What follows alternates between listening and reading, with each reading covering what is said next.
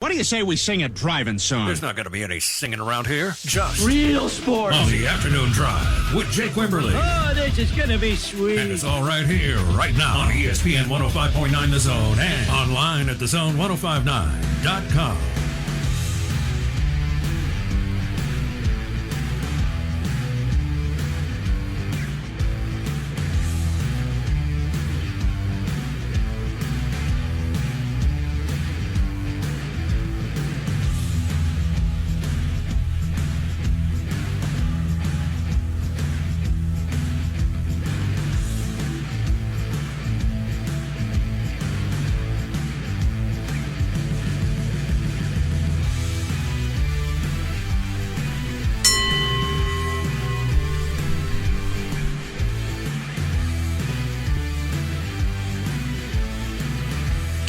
Day of April.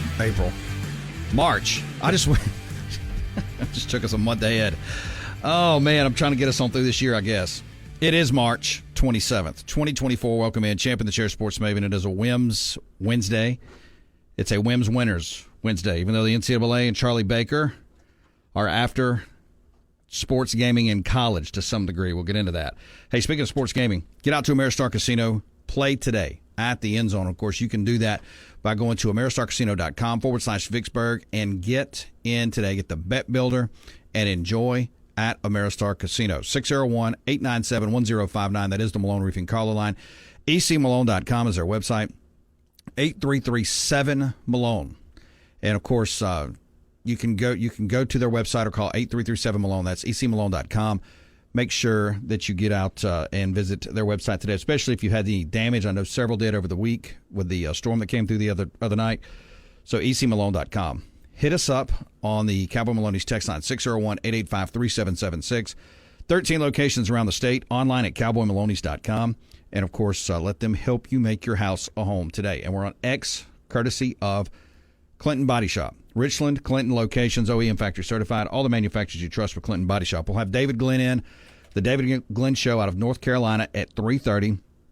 Talk a little March Madness, ACC side, and then I want to get the update from David on this ACC Florida State Clemson deal. David has been in the state of North Carolina doing radio in that part of the world for 25 years. He is an attorney, so he has been out in front on this grants of rights agreement, what could happen, what couldn't happen, and so we'll catch up with him. Also, Raphael Esparza at 4:30. We'll talk some sports gaming with Esparza. All right, John Calipari will remain the head basketball coach of Kentucky. That was reported late yesterday. So he's going to get another shot at this thing. And I am sure that he was told that, John, whatever you got to do, you got to get past the first round, right?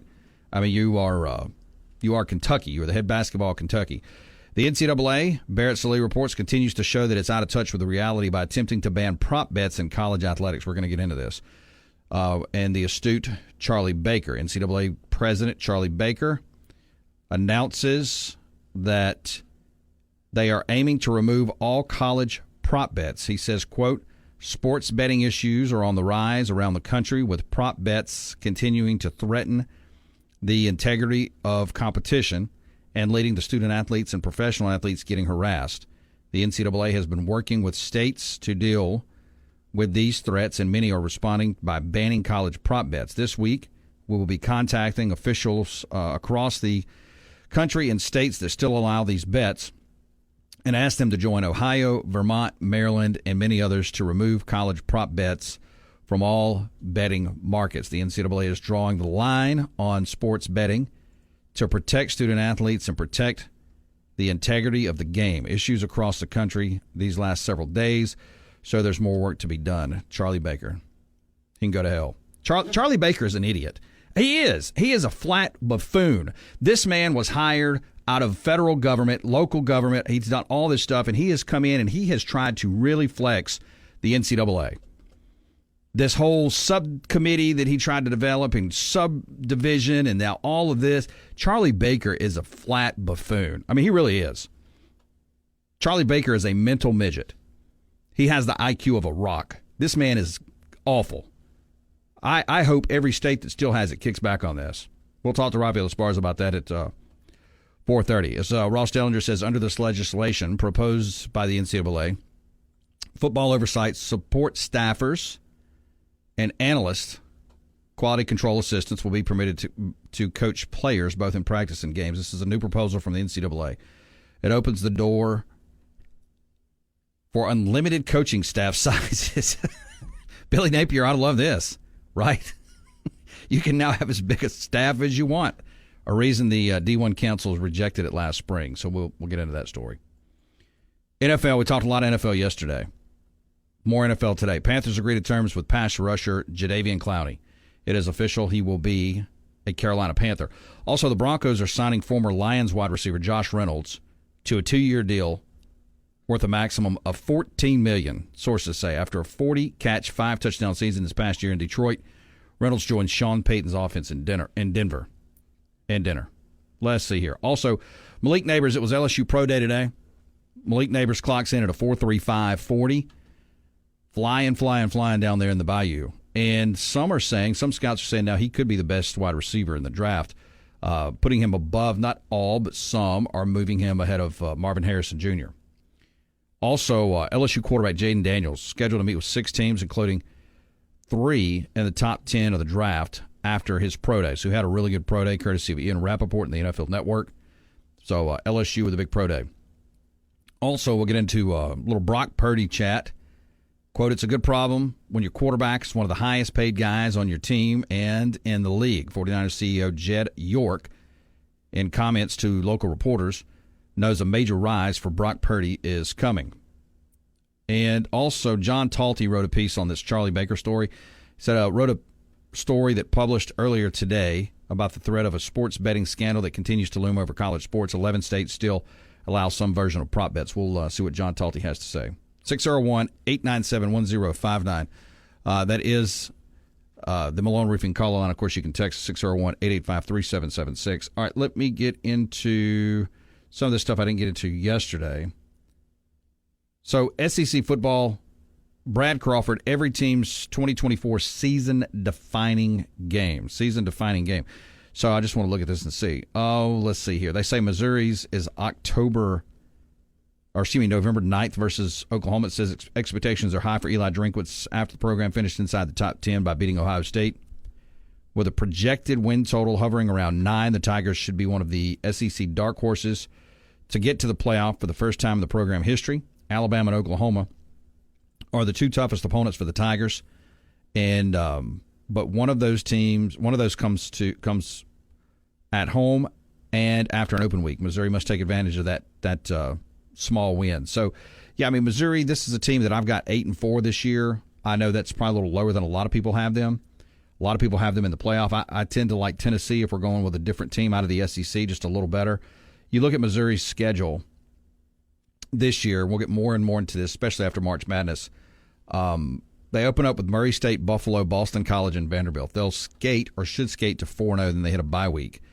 They come back after the bye week. They play at Texas A&M.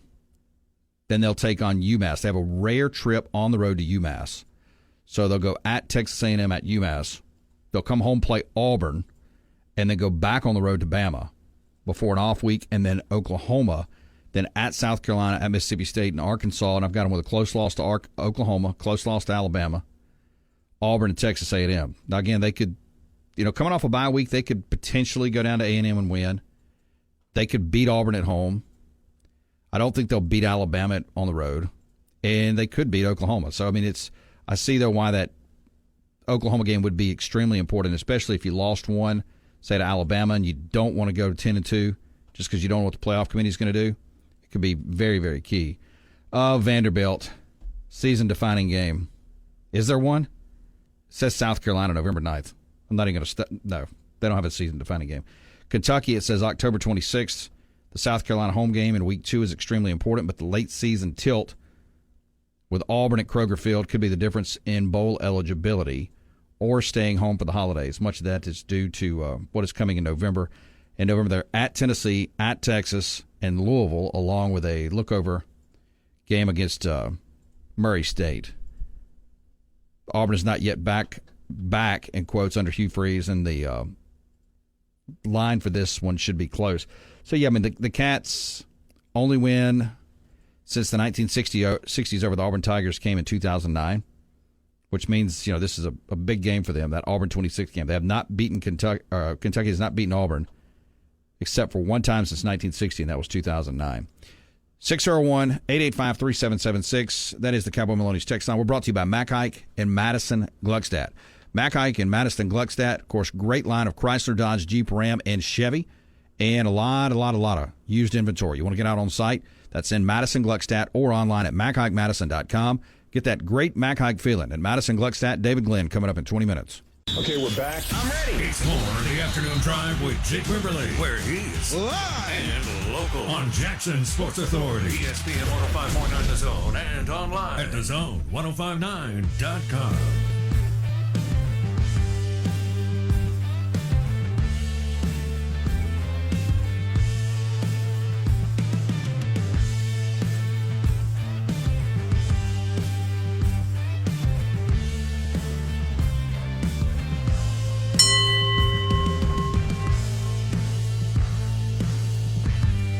We're brought to you by friends at Rebel Hardware.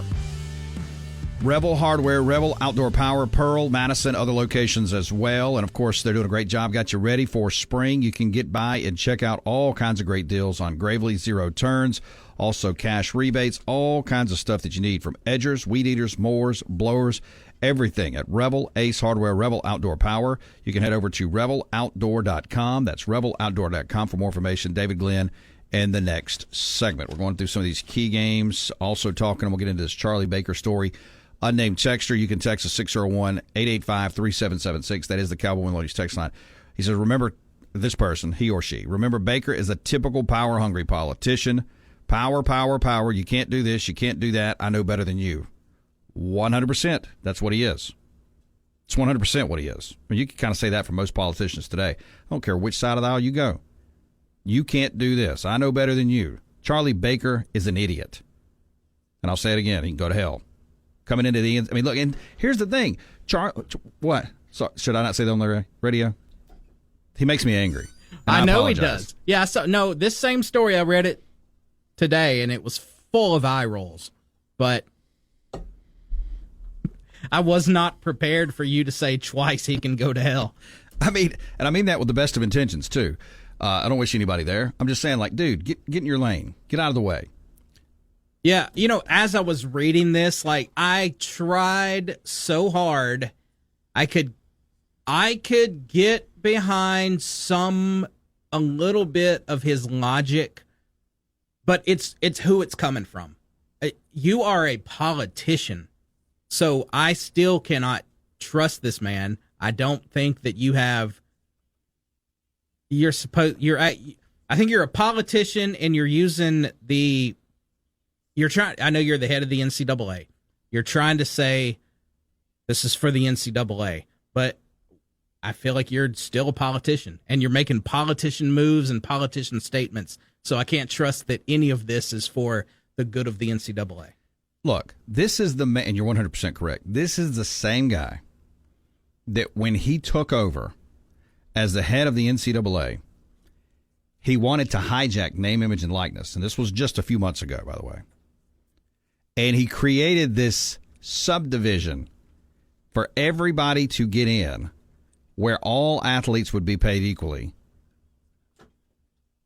How do you enjoy water drinking it like that, by the way? I just watched Beaver open up a whole bottle of water and drink the whole thing in about 7 seconds. Does that not give you a stomachache? Just a little? No. You got to stay hydrated. Well, you can stay hydrated, but don't you want to enjoy your water? It's water. I don't know how you can enjoy water. I mean, there's no flavor to enjoy. Cows go down to the lake, and they just gobble up as much water and they walk away. Is that kind of what you're doing? Yeah. We'll go with that. Back to Charlie Baker. He creates a subdivision where he wants to pay everybody equally. You can make up to $130,000 over 4 years. Sounds good. It's a lot of money. It's nice money for a college kid, especially. A lot of money. But everybody's going to make the same money. Girls, guys, doesn't matter the sport. Well, obviously, athletes are going to look at this, and they already have, and said, this doesn't make sense. Why would I want to do that when I'm already making more money doing what we're doing? And the caveat on this was, well, you've got to opt into the subdivision to find out what's really in it. Like, that's just base level. That's very similar to a government program in Washington. You guys know this. Those bills that they pass, where they pass them on a Friday afternoon and they're 400 pages, and you got to pass the bill to see what's in the bill. Straight politician speak. He said he would meet with anybody that wanted to talk about it. Greg Sankey said he never talked to him. Greg Sankey said he didn't call me. Brett Yormark out in the Big 12 said he didn't call me either. Had coaches and administrators request meetings to talk to Charlie Baker. He wouldn't take them. So this guy is a flat, sleazy, low-life, mental midget of a politician. And so he's pissed off at everything in the NCAA because nobody's buying what he's selling. Nobody. So, okay, fine. We're going to go after Tennessee. Remember, he started going after after Greg Sankey called him out in public. What did he start doing? He started going. First, he went after Florida State. Lawsuit happened. Went after Tennessee. Big lawsuit happened. Now the NCAA, even before that, but after that, it really tied into lawsuits. Good job, Charlie Baker. You just got your organization a bunch of lawsuits. Now, so he's still mad, and he's sitting around going, how can I get them? How can I get them? To hell with these people. Word of the day, I guess. To hell with these schools. We're going after sports gaming.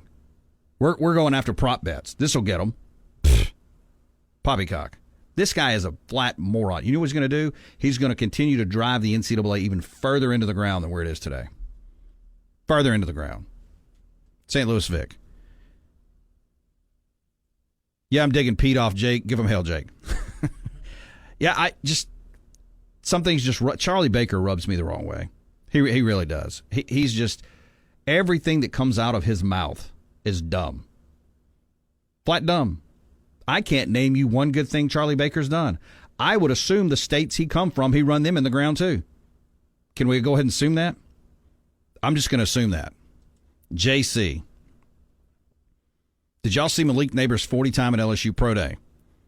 Fast. It got me thinking, rate these 40s from the fastest to the slowest. I like this. Jake, Beeve, Brooks, Wyatt, Morning Show Guy, Space Ghost, and him. Fastest, I'm going to have to go. I'm going to bookend this thing. Fastest, Matt Wyatt. You think Matt Wyatt still got a good 40? You don't think he's got a good 40? No. I don't. Is JC the fastest? You know, I've never met JC, so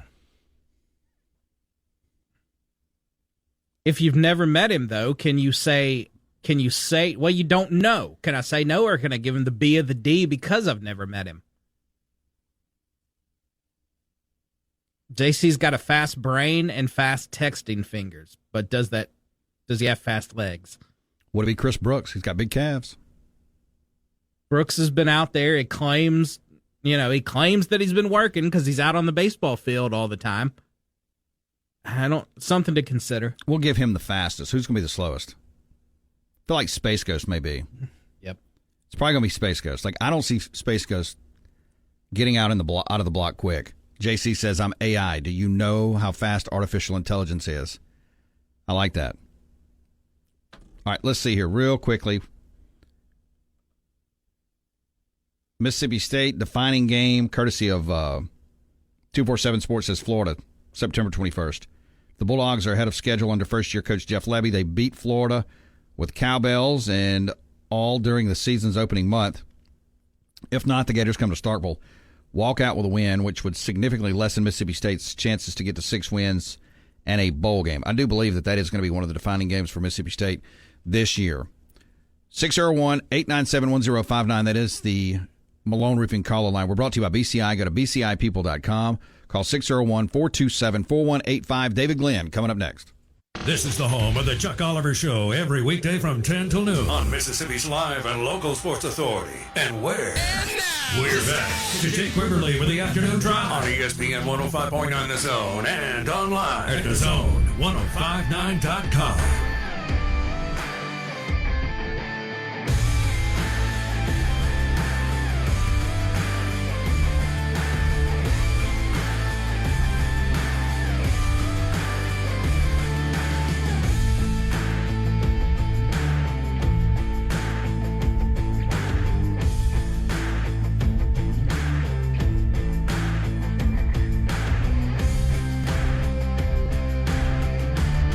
Wednesday edition of the program streaming on the zone1059.com, and we're brought to you by Ameristar Casino. Get out and play today. David Glenn, part of the David Glenn Show out of the great state of North Carolina, and, of course, a new network on his YouTube channel, the Grand Central Station for David Glenn's new YouTube channel. And, of course, it's ncsportsnetwork.com. They're adding subscribers all the time. You want to get in and check that out. Well, let David tell us about it before he gets out of here. David, welcome in, sir. How you doing? I'm doing great, Jake. Good to be with you again. Hey, thank you so much. Two things I want to talk today. One, let's go basketball first, and then I want to talk this ACC fiasco that continues to fester over there in your part of the world. When you look at the Sweet 16, obviously Clemson's still alive in this Sweet 16. We know North Carolina State continues, to move on down the line here, and of course you got Duke in there as well. The SEC got a lot of pub, a lot of spots. It didn't turn out well. Just Tennessee and Alabama are left, but the ACC, as far as the conference, continues to thrive into the Sweet 16. Yeah, there's no doubt about it. And remember, the ACC is the most successful league in the history of the NCAA tournament, and that's not my opinion. It's the only league that's won more than two-thirds of its games historically, and I mean going all the way back to 1939. So whether you look at the long term, you look at the short term, or you look at the in-between, the ACC, not every year, but in the bigger picture, has been the number one league. And 3 of the last 8 national championships, for example, back that up with 3 different schools doing it, with Duke in 2015, UNC in 2017, and then UVA in 2019. These 4 teams, I think, are cut from different cloths. I think Duke and Carolina are capable of not only getting to the Final Four, but making a run at a national championship, whereas Clemson and especially NC State, they are certainly more underdogs because I watched the Wolfpack, Jake, lose 7 of its last 9 regular season games. It's not like they were building momentum at the end of the regular season, but since the regular season ended, of course, they went to Washington, D.C. and won 5 games in 5 days to claim the Wolfpack's first ACC title in 37 years. And now they're 2 for 2 in the NCAA tournament in the one-and-done format. So the Wolfpack is the closest thing we have, really, I think, to a Cinderella in this Sweet 16, at least seed-wise that is the case. But Clemson's playing some really good basketball, so who knows? Maybe the ACC will have 2 or 3 teams still standing come the Elite Eight as well. David Glenn on your radio, Wednesday edition of the program. Make sure to find him on X as well at David Glenn Show. That's David Glenn Show. And, of course, go to davidglennshow.com. All right, so Duke taking on Houston. So you would not be – you've seen Duke as much as anybody. You wouldn't be surprised if Duke knocks Houston out on Friday. No, I understand why Houston's the favorite. They've earned that 32-4 record. They're incredibly well coached by Kelvin Sampson, a guy I've known for a long time who's actually a North Carolina native, and I knew when he was a really young guy. They're tough. They're physical. They're one of the best defensive teams in the entire country, the Houston Cougars. Duke actually is one of the best offensive teams in the entire country. So when the Blue Devils have the ball, this is going to be elite against elite. And I think the Blue Devils, who are one of the youngest teams left at this tournament, 6 of their top 7 are freshmen and sophomores. Can the young Duke talent, Kyle Filipowski was an All-American. He's a sophomore. Jared McCain might be another NBA lottery pick. He's only a freshman guard, but he just set the Duke record with 8 3-pointers in an NCAA tournament game. Can that NBA caliber talent offensively at Duke be enough to knock out, a number 1 seed in one of the best defensive teams in the country? I mean, I'd back away from the betting window on this one. They're both great teams. They're both capable of winning the whole thing. And it really comes down to whether the younger Blue Devils can match the physicality, the intensity, and the toughness of the older Cougars. David Glenn discussing ACC Sports NCAA Tournament, Wednesday edition of the program. Make sure to find him on X, and, of course, we'll let him tell you about his new YouTube channel, his new outlet. I want you to get in there and check that out as well. All right, David, so you have always done a great job. You're an attorney. You've been doing sports talk radio for decades in that part of the world, highly involved with the ACC and in college athletics. You've told us all about this grant of rights deal better than anybody over the last several years. With what's going on with the ACC and Florida State and Clemson, and it looks like, this is a divorce that is just going to be nasty. Just one of those, you talk about your friends, wow, they're going through a divorce, and it is going to be bad. So with the way the grant of rights is, and you've explained it before, where are we at with this thing now? Yeah, I always remind people that there's the legal aspect of a lawsuit, which of course makes common sense, right? How good do you think your legal arguments are? And some of Clemson's, by the way, are a little bit different than some of Florida State's. Those are two separate lawsuits, and the ACC has filed 2 countersuits. So there's 4 total lawsuits going on right now between the ACC and its own membership. But I remind folks, because it's maybe not as much common sense, that there's always a second layer to this stuff, and it's really strategic. And I think part of Clemson's strategy in filing this more recent lawsuit is attacking the ACC on more fronts. Because if there's 4 lawsuits to deal with, that's more attorney's fees for the ACC. That's one more reason for ACC officials, not anytime soon, but down the road, I call it lawyer fatigue. I am a lawyer, and I get tired of paying lawyers sometimes when the money is enough, right? So that's one possible incentive to settle. Let's double the number of lawsuits that the ACC has to deal with. But again, as with Florida State, some of these legal arguments are intriguing and could minimize. There's not going to be a zero exit fee, I can promise you that. Some Florida State and Clemson fans are delusional about some kind of magical side door or legal loophole that's going to make all this stuff go away. The real argument is, do you have to pay $400 to $500 million to leave? Meaning between the exit fee and the value of your media rights, or are you going to negotiate a settlement down to, who knows, $100 million to leave, which is a lot of money, but it's very manageable. If you get an invitation from a wealthier conference, you can make up that money in a relatively short period of time. So it's hard to summarize, what the good legal arguments are, in my opinion, or what the roll your eyes ridiculous legal arguments are. But both the Seminoles and the Tigers have intriguing legal arguments that if a judge agrees with them, that would give the ACC reason to be nervous and maybe reason to negotiate a settlement far less than the $400 or $500 million that at least the contracts right now say would be the value of what those 2 schools would either be paying to leave or leaving behind in the form of their media rights all the way through 2036.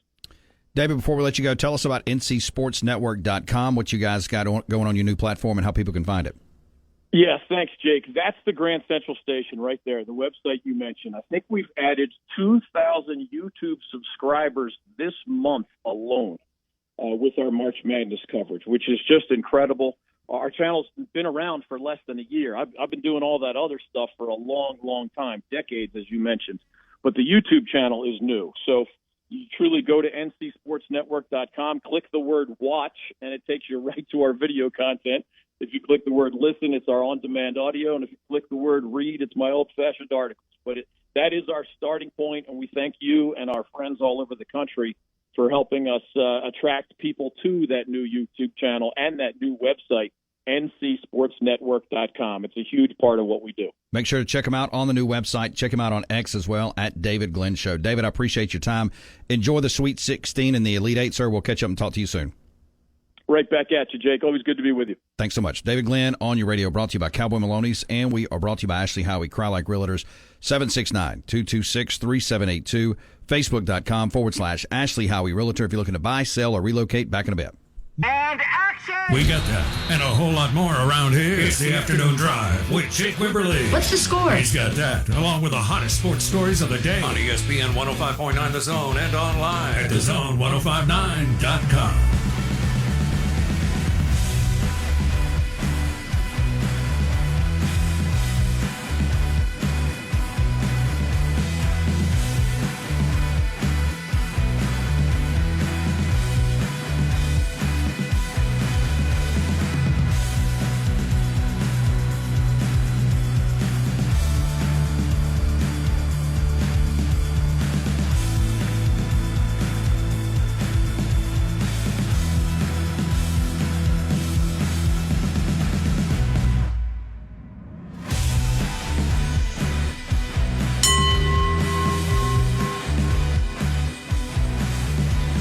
Appreciate David Glenn jumping in, the David Glenn Show. Make sure to find him on X at David Glenn Show and check out their new network, the ncsportsnetwork.com website. Got everything there, YouTube, audio, articles, all that good stuff. David and his team do a really, really good job in the great state of North Carolina. We'll have Raphael Esparza coming up at 4:30. Let's see here. JC, and you can text us, 601-885-3776. That is the Cowboy Maloney's text line. Let me go back over here. Unnamed texter. I've got a 180-pound 13-year-old. I'll put $100 on against any of them. Talking about the 40-yard dash. Oh, look, I know. Look, there ain't no doubt. I am no speedster. You ain't going to see me betting on myself on that.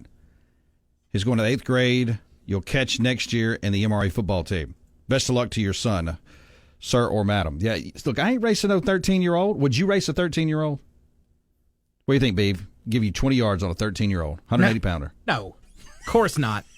They got youth on their side. Young muscles, ligaments, all that stuff. Yeah, fast twitch muscles. Once again, youth. Youth's the most unfaithful mistress. They got momentum. Youth and momentum. Momentum, yeah. So, nope, I want no part of that. JC, let me guess, Mr. Propaganda. You are picking State to lose that game versus Florida because it further props up Ole Miss fake hype. I actually have State winning a one-possession ball game against Florida, JC. St. Louis Vic. Oh, boy. Now you got to bring in your sister station and have Doug versus Squirrel 40 part 2. Yes. Olivier. Somebody say divorce. I know a really good divorce lawyer. Just saying go Saints. I like it, Olivier. Let's see here. All right. Let me move that out of the way in the stack. And I want to go to the story. And we'll get back into some of these games. Ole Miss's most pivotal game, courtesy of 247 Sports and more. How the initial number one ranked quarterback prospects in the 247 Sports college football recruiting rankings have panned out. I was going to get to this yesterday and ran out of time. From Josh Rosen to Jaden Davis, here's how the top quarterbacks in the initial 247 Sports college football recruiting rankings released each year have fared through their careers, or in their careers. Another number one quarterback is officially off the board over the weekend as Georgia landed a commitment from Jared Curtis, who ranks as the very early number one quarterback in college football's 2026 class, with Curtis giving his verbal pledge the number one quarterback in the 2025 Bruce Underwood LSU and 2026 Curtis classes are both spoken for. Curtis' commitment got 247 Sports curious and wanted to look at some of these guys going back to 2015. And remember, this is recruiting rankings of the quarterbacks, number one quarterback in each high school class from 2015 on. That's basically almost 10 years, right at 10 years. 2015, the number one high school quarterback in the country was Josh Rosen. If you remember Josh Rosen, his initial commitment in 2014, March 30th, was to UCLA, and he stuck with it. His final ranking was number 2. Rosen initially wanted to become be a tennis player, but he quickly found his way to football and emerged as the national recruit as an underclassman and a starter for a national power, Bellflower, California, St. John Bosco. He committed to UCLA over USC and Michigan following his junior season and stuck with it and with the Bruins through National Signing Day. Rosen went on to earn freshman All-American honors, become a first-round draft pick of the Arizona Cardinals. 247 Sports ranked Jarrett Stidham, who could start for the Denver Broncos next season as its final number one in the class of 2015. What did Josh Rosen do in the NFL? Do you remember? I don't know if he did much. Nope.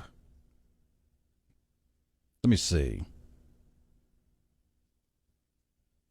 Let me look real quick. Well, because he got that dreaded Cliff Kingsbury, which the Cardinals this year, remember, they tweeted out picture of Kyler Murray, said, "This is our guy."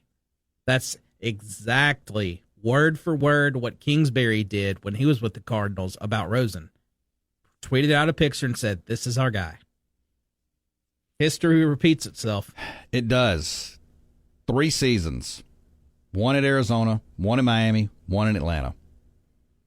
12 touchdowns, 21 picks, 2,864 yards. 54% completion percentage. He lasted 3 years. So, do we consider Josh Rosen a bust? He made it to the NFL. It's a bust by NFL standards. 2016, Jacob Eason. Initial commitment July 19th, 2014 to Georgia. He stuck it out. Final ranking number 2. The big-armed Big frame, classic pro-style quarterback from the Northeast. Eason impressed 247 Sports early on with his multi-sport background, including throwing a 90-plus mile-per-hour fastball on the pitcher's mound. Eason committed to Georgia over a host of other national offers following his sophomore season. He later reopened the process in the Bulldogs after the Bulldogs fired Mark Richt, but new Georgia head coach Kirby Smart was able to reel Eason back into the fold. Eason started as a true freshman and began the 2017 season as the team's starter, but an early season injury gave way to, do you remember? Who took over for Eason? What year is this? 2017. Fromm? Jake Fromm, very good. A chance to take the reins, and of course he never gave him back. En route to a national title game appearance, Eason transferred the following season and finished his career at Washington. The Colts took him in the 4th round of the 2020 NFL Draft. 247 also ranked Shea Patterson, Ole Miss, as the number 1 quarterback overall in 2016. How about that? And Eason was a bust. Patterson, bust. Both these guys bust.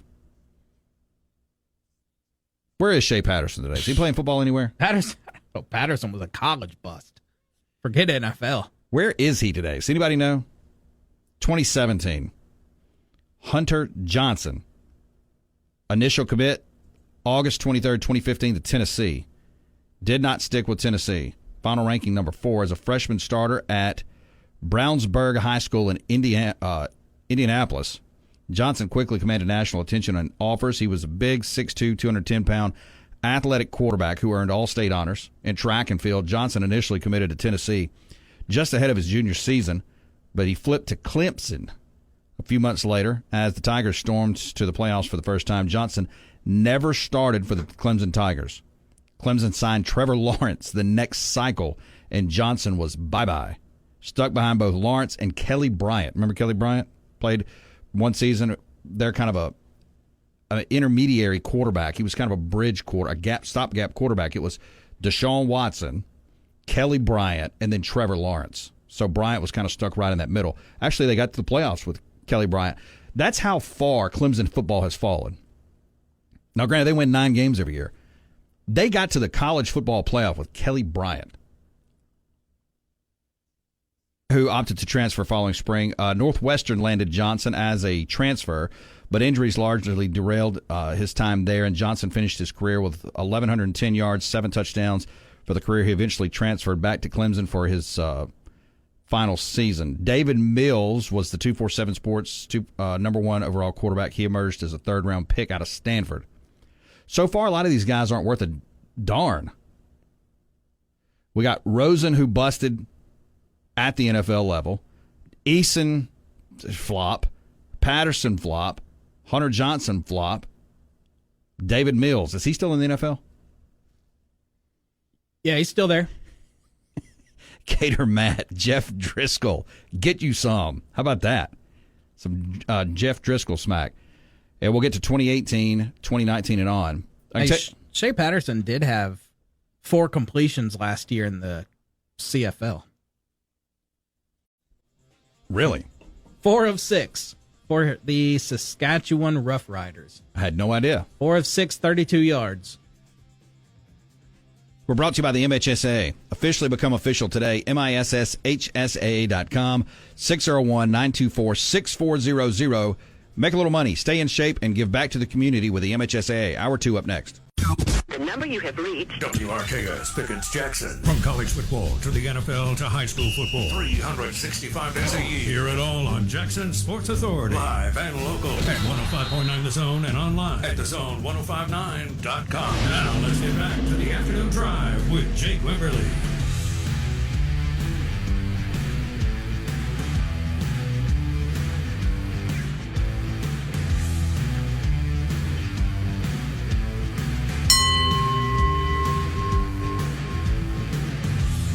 Hour 2 on a Wednesday, brought to you by Mississippi Legends Grill. Everybody knows your name at Mississippi Legends Grill. Bingo, trivia, kids eat free on Thursdays. You've got Not Your Grandmother's Bingo tonight, kids eat free tomorrow.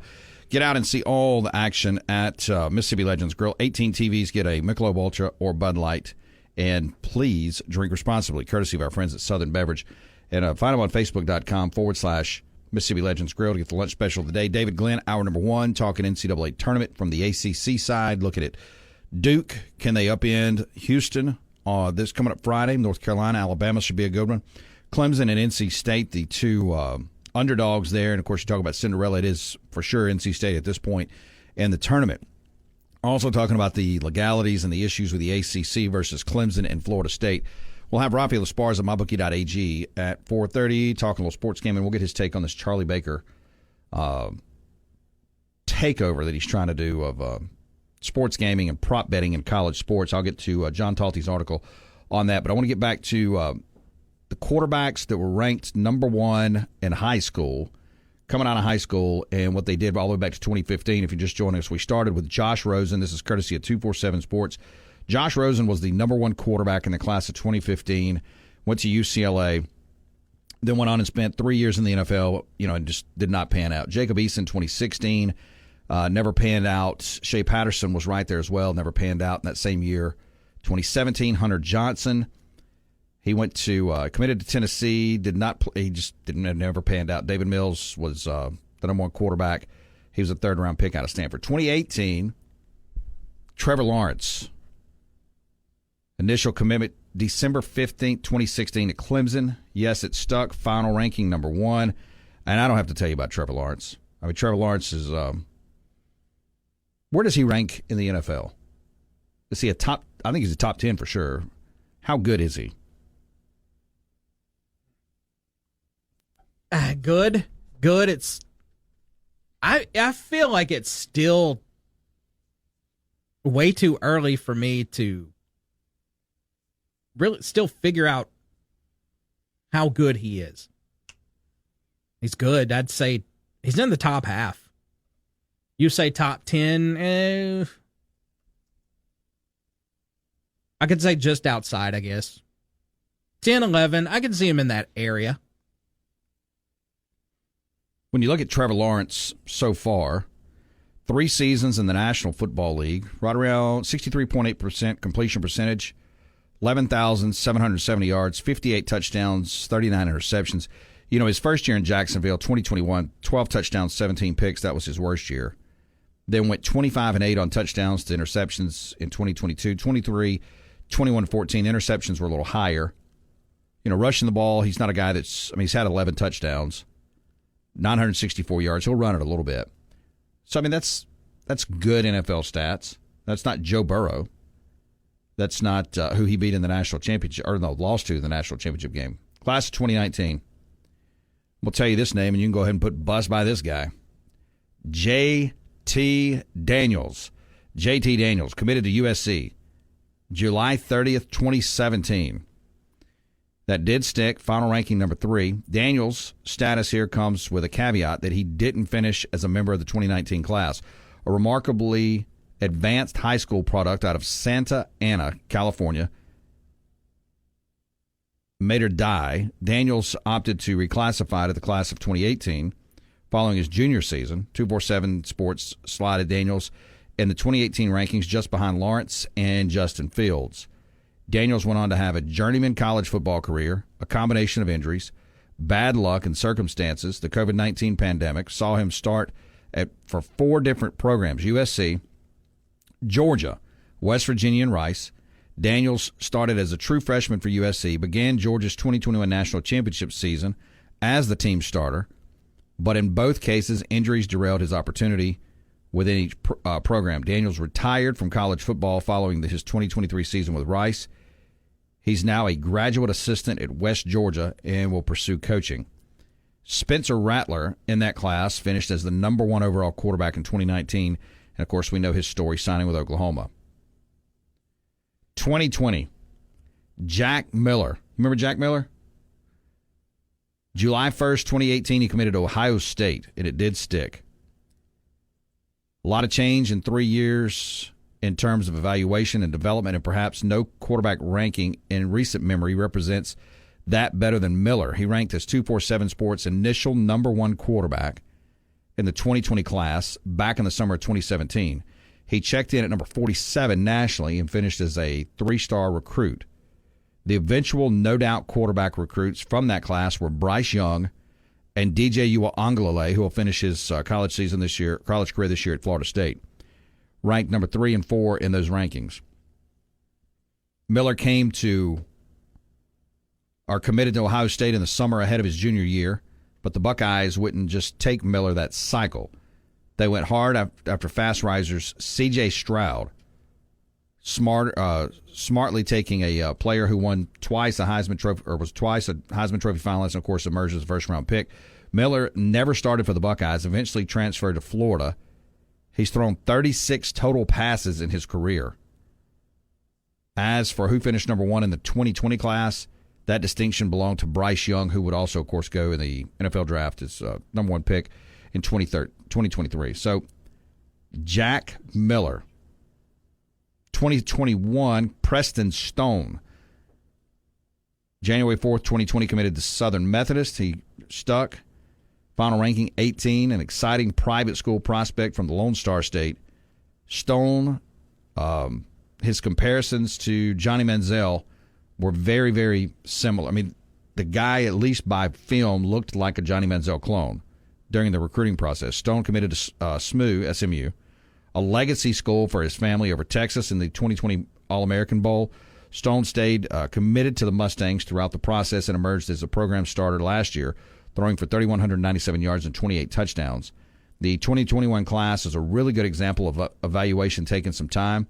247 Sports released its initial top 100 in 2018. Stone, Sam Heward, Jake Garcia, Tyler Buckner, Jake Rubley, and Eli Stowers represented the top quarterbacks. By the way, all those guys are just like...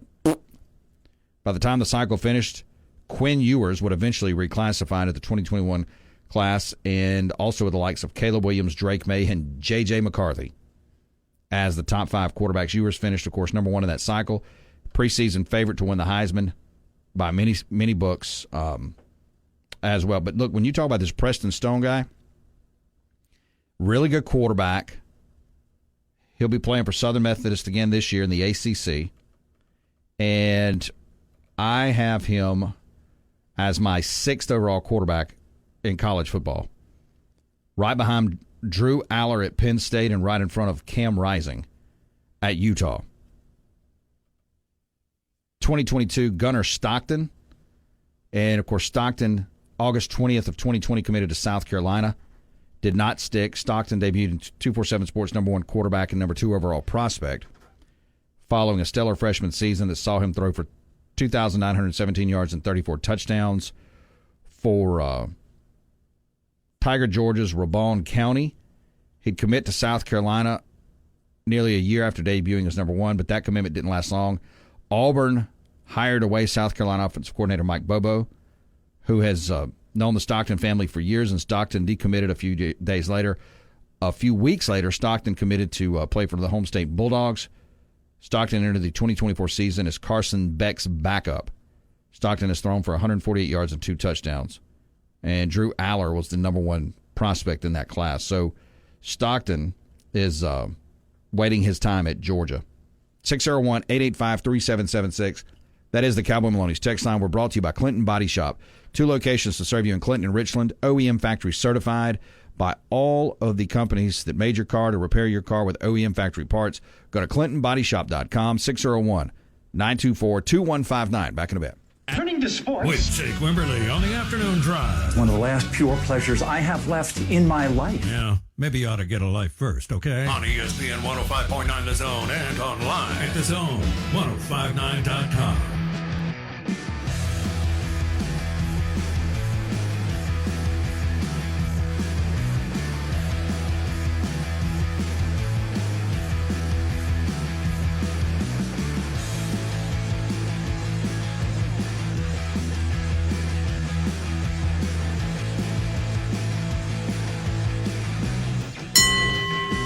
We're brought to you by Williams, Newman Williams. When you need a win, car wreck, truck accident, nursing home neglect, online at WNWlegal.com. That's WNWlegal.com when you need a win.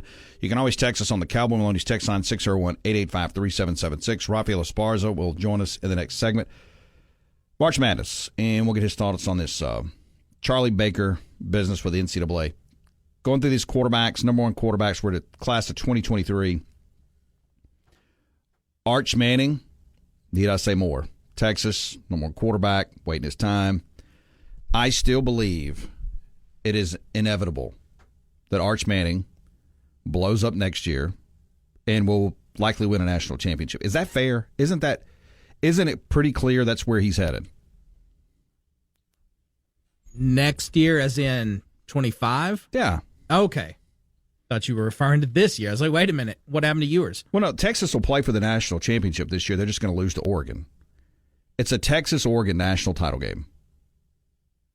That's the way. I mean, it is so clear that it's Ducks horns. It's bam. It's right there in front of everybody. Don't you see it? Nope. What? I see neither of that. What do you mean? Clear. It's just clear in front of me. So, but I think Texas is a runner-up this year, and then they probably win it with Arch Manning the next year. You're not buying it. You better get in on this early. Class of 24.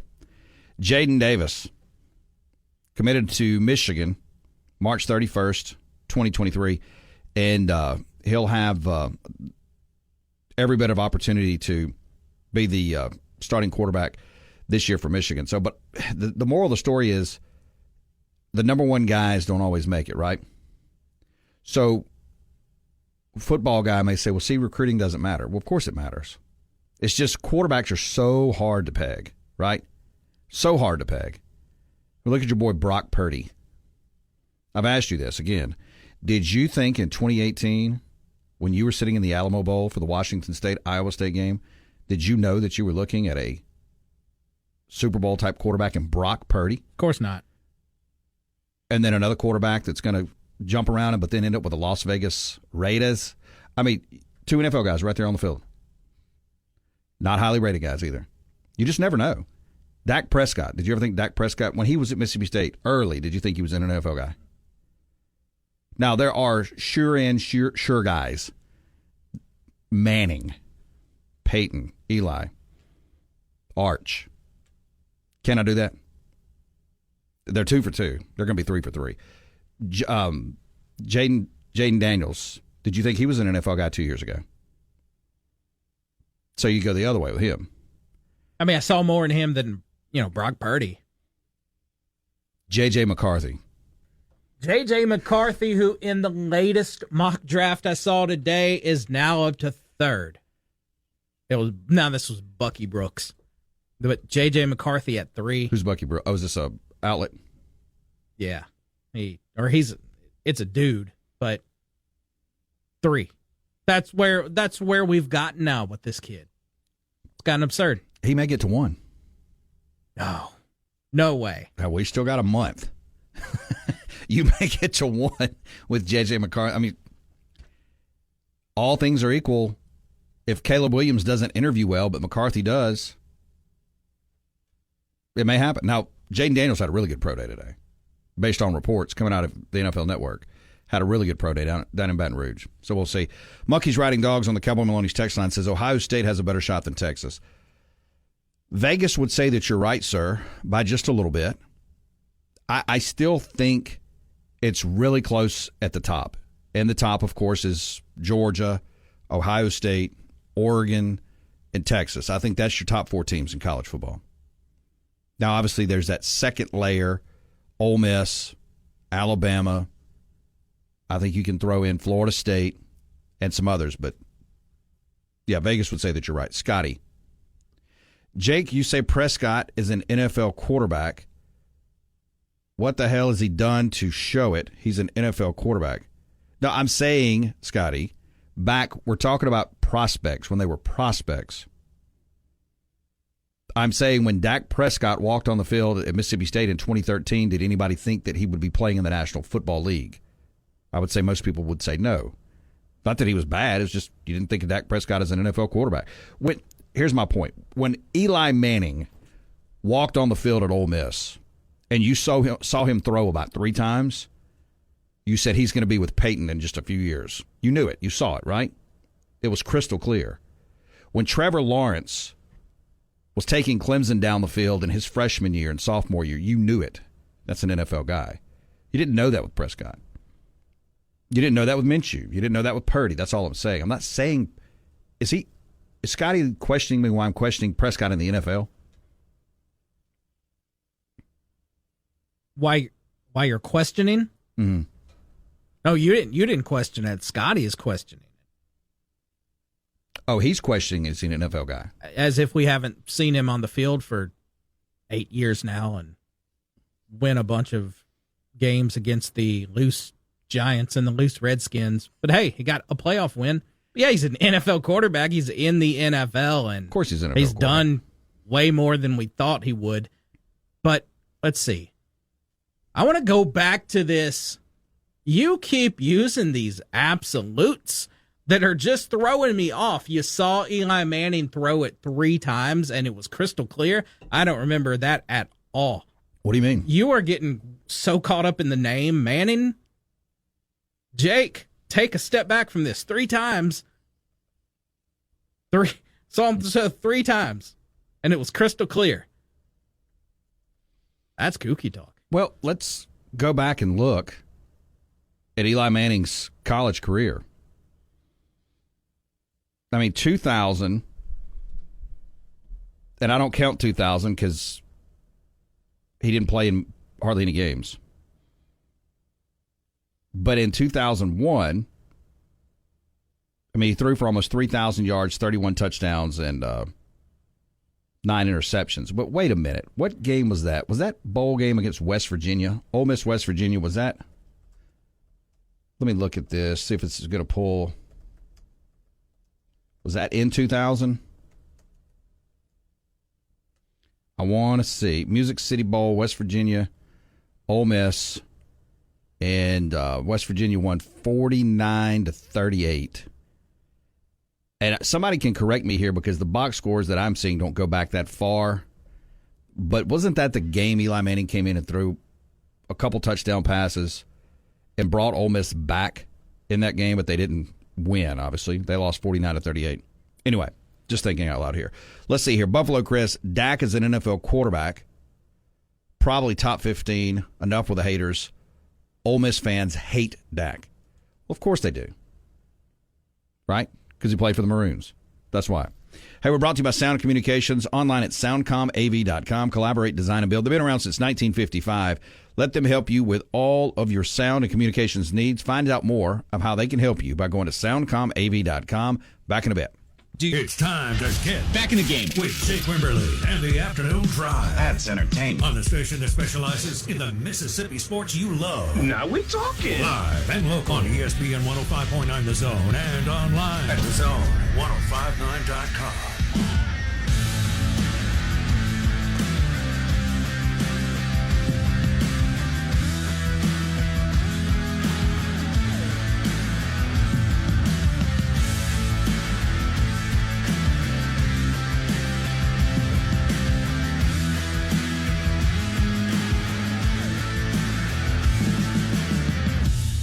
Streaming on the Zone1059.com. It is the Afternoon Drive. We're brought to you by Capital Orthopedic. Online at capitalortho.com. A great group of specialists dedicated to helping patients move better so they can enjoy an active lifestyle free from painful limitations. In Flowood, Madison, Clinton, Brookhaven, Hazelhurst, and Kosciuszko. Move better, live better, and be better with Capital Orthopedic. 601-987-8200.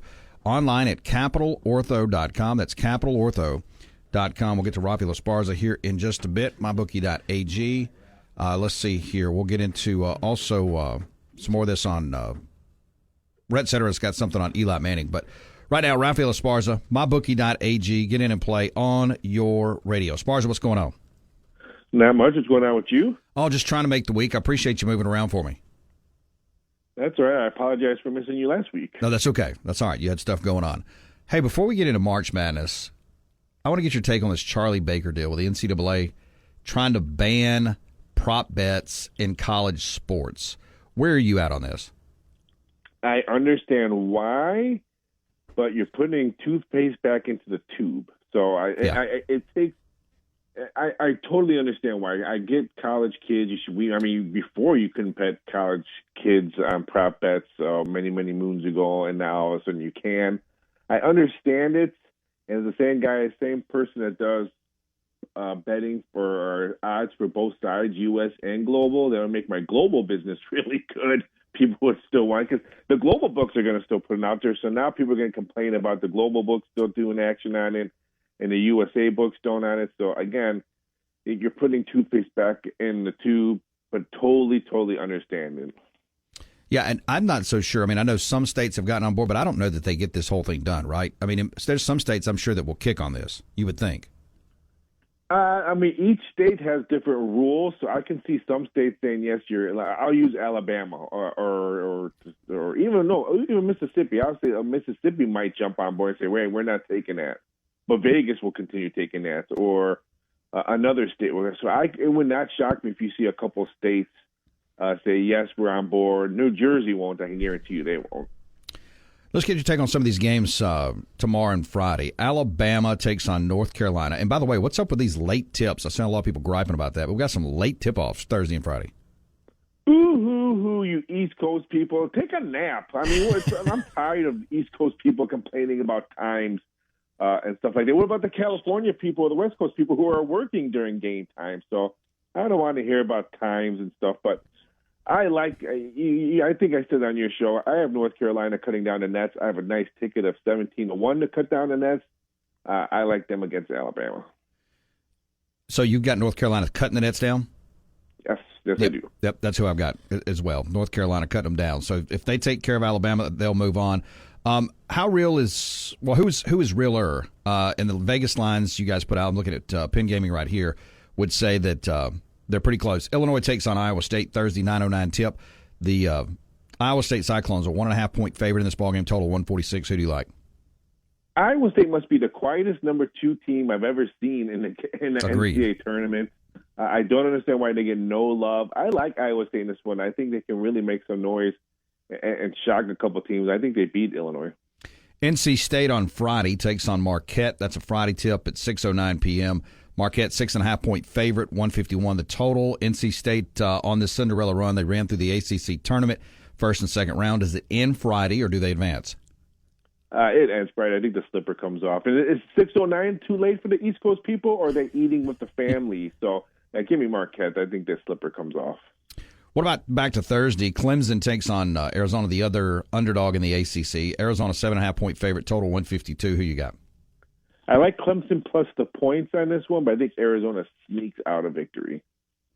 UConn, 11.5 points over San Diego State. Are they that much better than San Diego State this year?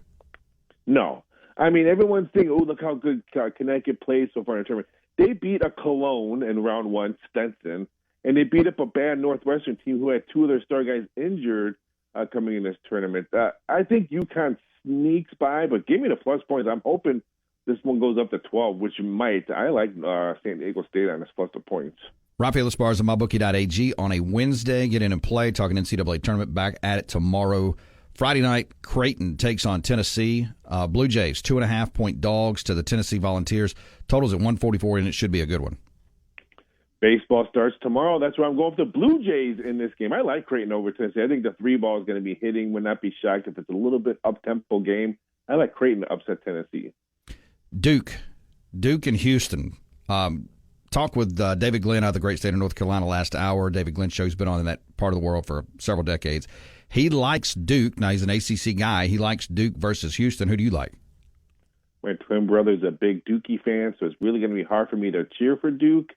I think this one's a close one. I think Duke can sneak by this one.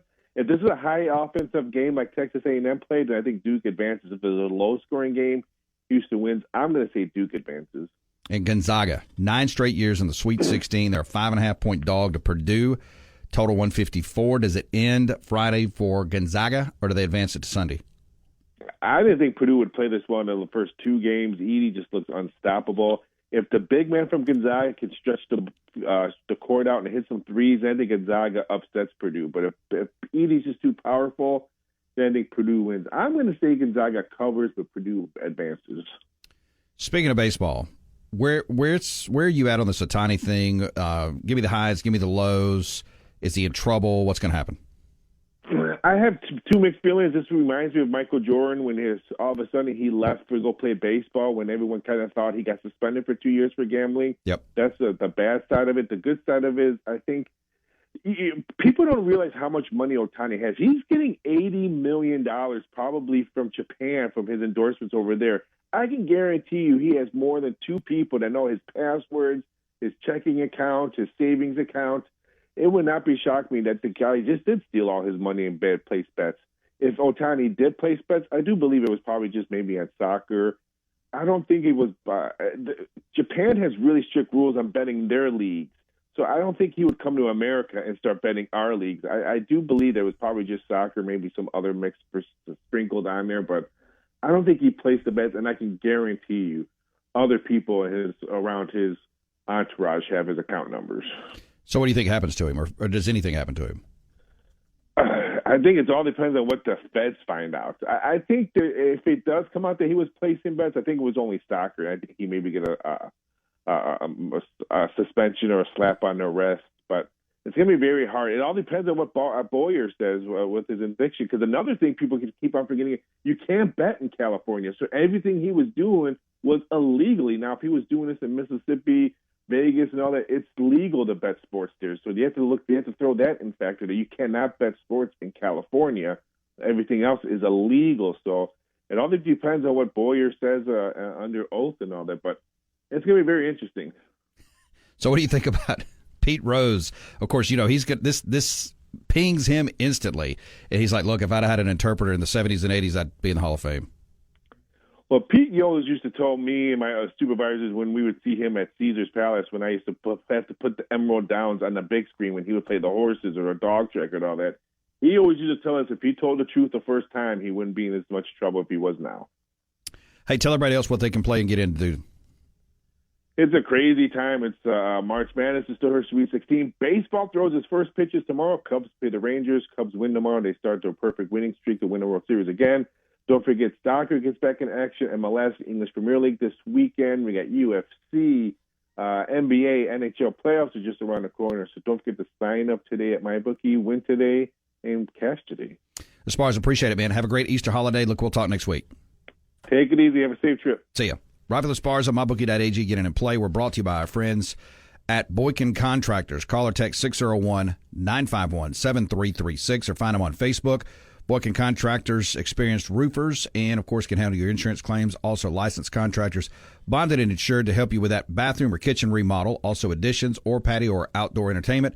601-951-7336. That's 601-951-7336.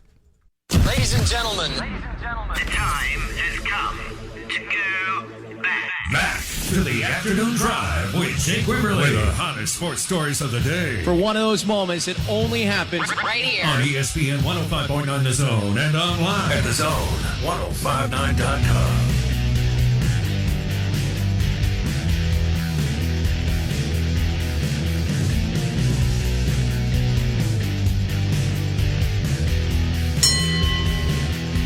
Brought to you by Went McGee. He is a mortgage man. Call or text 601-906-7074. Online at mortgagemanms.com. If you're a first-time home buyer, be sure to ask about their Federal Home Loan Grant Program, which can cover down payments and closing costs. Also, regardless of your buying experience, when you choose Went McGee and the Bank of England Mortgage, you are eligible for no-cost refinance when rates improve even more. 601-906-7074. Excuse me. Raphael Esparza, MyBookie.ag. Appreciate him jumping in. Little NCAA tournament action, talking about Ohtani, and then talking about this Charlie Baker deal. 601-885-3776. That is the Cowboy Maloney's text line. Rhett Cetera, maybe early rankings don't mean anything, but Eli was only 3 stars coming out of high school. And he sends us a snapshot. New York Giants, Eli Manning, class of 99. Isidore Newman High School, 3-star, number 15 quarterback by Rivals.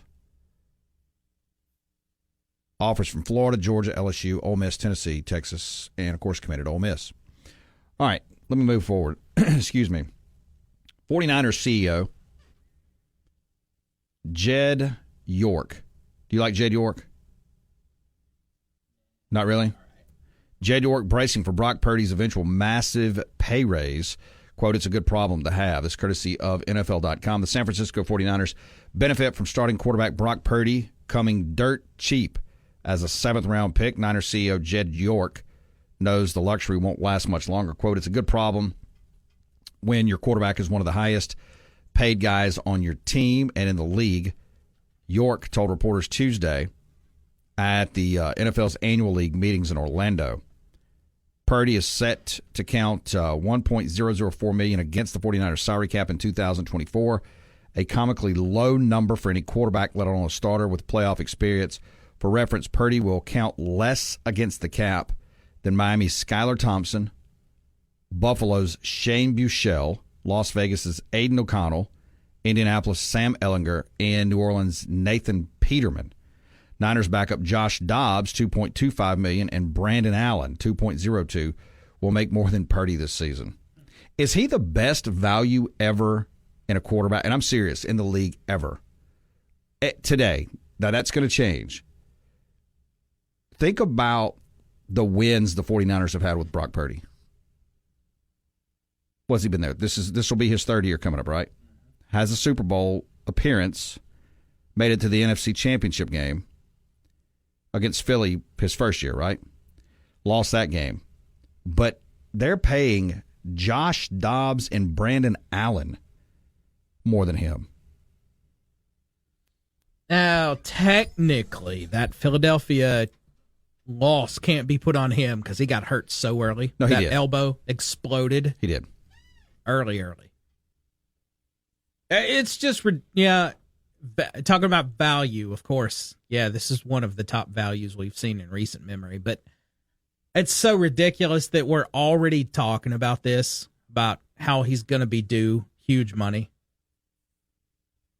I don't know why we can't just see us. He's going to be eligible after next season. And we're already talking about, and he's probably going to get, because the rule, which I can't stand, which we always talk about, just whoever's in line next is going to be the highest paid quarterback ever. It's insane, though, that it's going to be Brock Purdy, of all people. Do you think he really will be? Yeah. That's how it keeps going.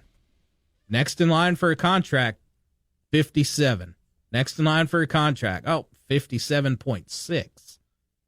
Next in line, 59. Well, yeah, when you look at it, let's see. Joe Burrow, average rank, let's see. Joe Burrow, I think, is number one in the league, $55 million annually. Can you believe Justin Herbert is second, $52.5? $52.5 for Justin Herbert. Lamar Jackson, number 3 at 52. Jalen Hurts, 51. Kyler Murray, 46.1. All of these are not the same, by the way. Deshaun Watson, 46. Kirk Cousins, 45. Patrick Mahomes, 45. Josh Allen, 43. Daniel Jones, 40. My God. Matthew Stafford, 40. Dak Prescott, 40. Derek Carr, 37.5. Aaron Rodgers, 37.5. So, and you go, of course, go down the list. I mean, this goes all the way. This number's courtesy of SpotRack.com. I mean, you get down to the end. I mean, Max Duggan for the Chargers is making $795,000. Bailey Zapp for the Patriots, old Zappe, $882.5. Sam Ehlinger, $902,677. Let's see. Let's go to Ready Teddy. Teddy, welcome in. Hello. Good afternoon, gentlemen. How are you, sir? I'm all right. Can I be a little over technical? Absolutely. As for Lamar Jackson, even though he's number 3 on the list, he's really making the most money because he didn't have to pay an agent to get his deal done. Technically, you are correct. Yeah, so even though he's number 3, in real money, that he doesn't have to get a piece of the pie to somebody, he's going to come out better than all of them. So good for him. That's awesome for him. No, you're right. You're right. I mean, he was able to, and I know a lot of people laughed and scoffed at that. I was one of them like, what? What is he doing? Obviously, he knew exactly what he was doing. It's market-based pricing. this is what it is. This is what I'm worth. It's really quite simple. I don't need an agent. I don't need to give him 5.5 of my $55 million a year just to tell me what I'm worth. Everybody in the world knows what I'm worth, so just pay me. It's just that simple, and that's what happened. There you go. Have a good day. See you, Teddy. 601-897-1059. That is the Malone Roofing caller line. Stetson Bennett makes 1.1 going into this year, million. Just looking at some of these numbers. Do you know Malik Willis will make a little bit more than Russell Wilson this year? Malik Willis will make $1.29 million. Russell Wilson, $1.21. Unbelievable. We're brought to you by Janny King. The king of clean is Janny King. Go to JannyKingCleans.com. Let them help you in your place of worship or church, school, office, or medical facility. Get them today. Let them help you keep your office and your place clean today. Back in a bit.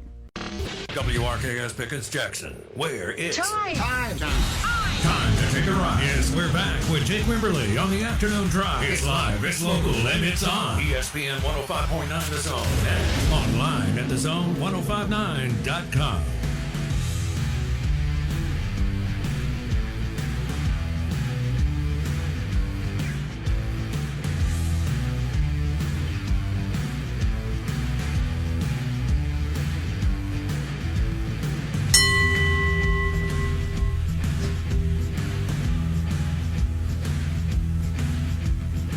What kind of cheese you got over there, old boy? What is that? You're chewing right now. Just, was that cheddar? Pepper jack?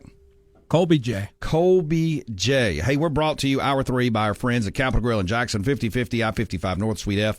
Your happy hour and afternoon destination. Get in with 18 TVs. Get a game of pool, handcrafted foods, beverage specials like Michelob Ultra, Bud Light, courtesy of Southern Beverage. Please drink responsibly. Enjoy at Capitol Grill. Get all the games coming up this weekend, Major League Baseball and more. Find them on Facebook.com/Capitol Grill of Jackson. Also, CapitolGrillofJackson.com.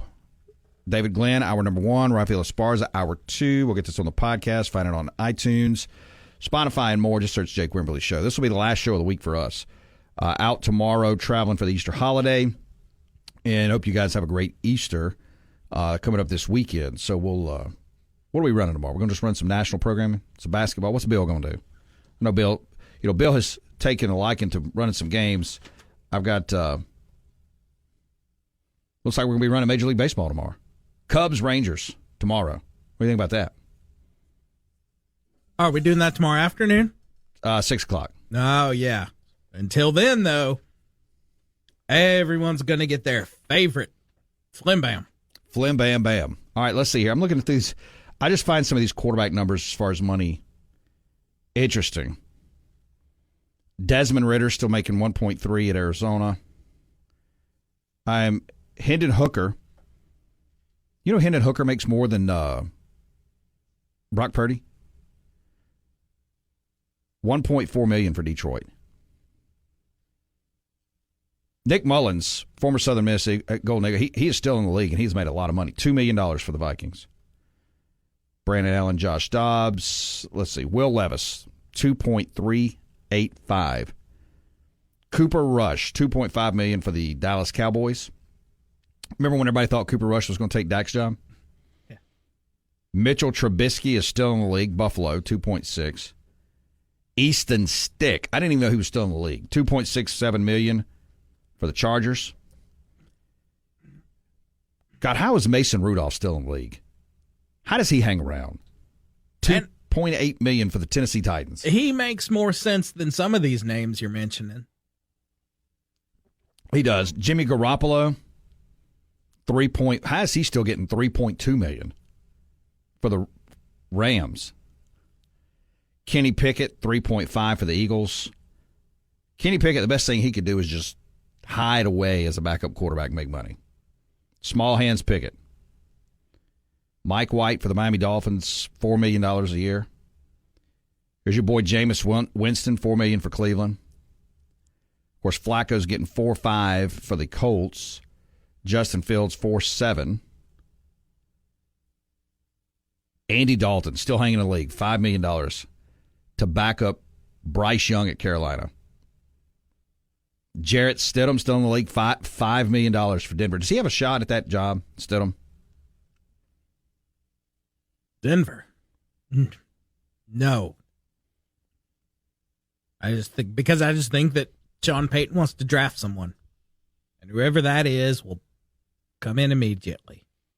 Tua Tagovailoa, $7.6 million, $7.56. He's due a contract. They're going to pay him, though, aren't they? Is he going to? What kind of money is he going to get? Let's see.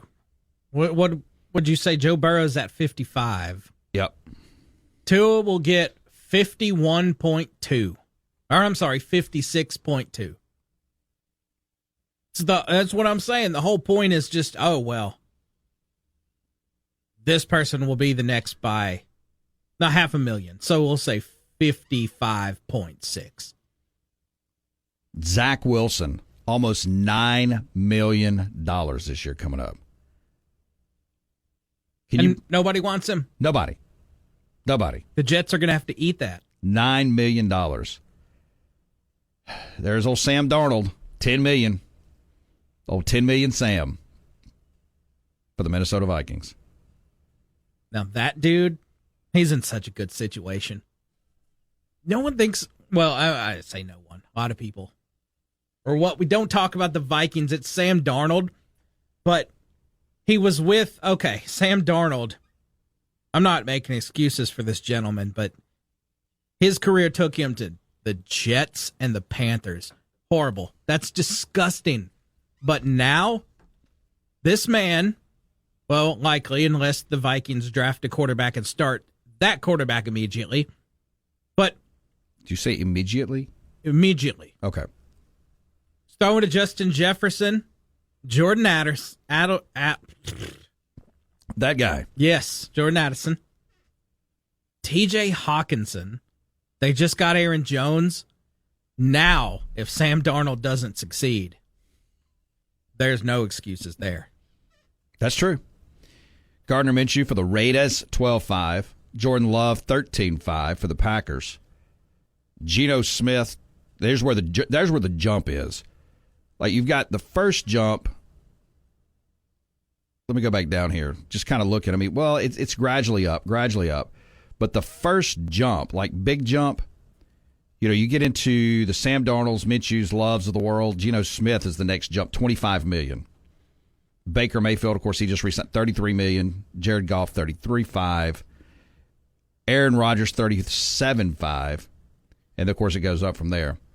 Let's see here. Possum Neck Joe.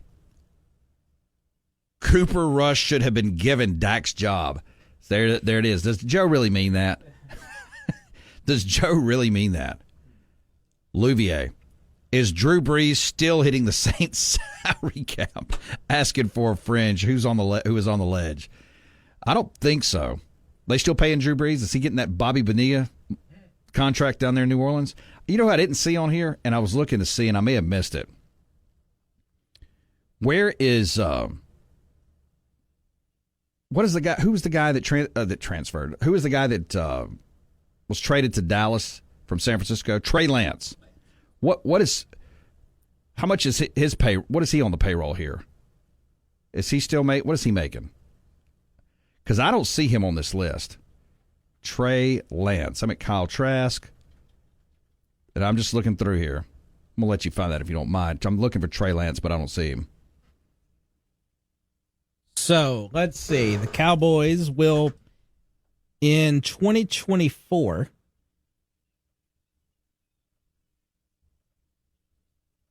$4.2 million.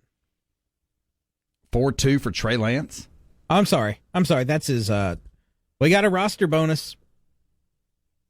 Base salary. Oh, okay. I'm sorry. I completely botched that. That's a different category I'm looking at. Base salary for next year, $1.055 million.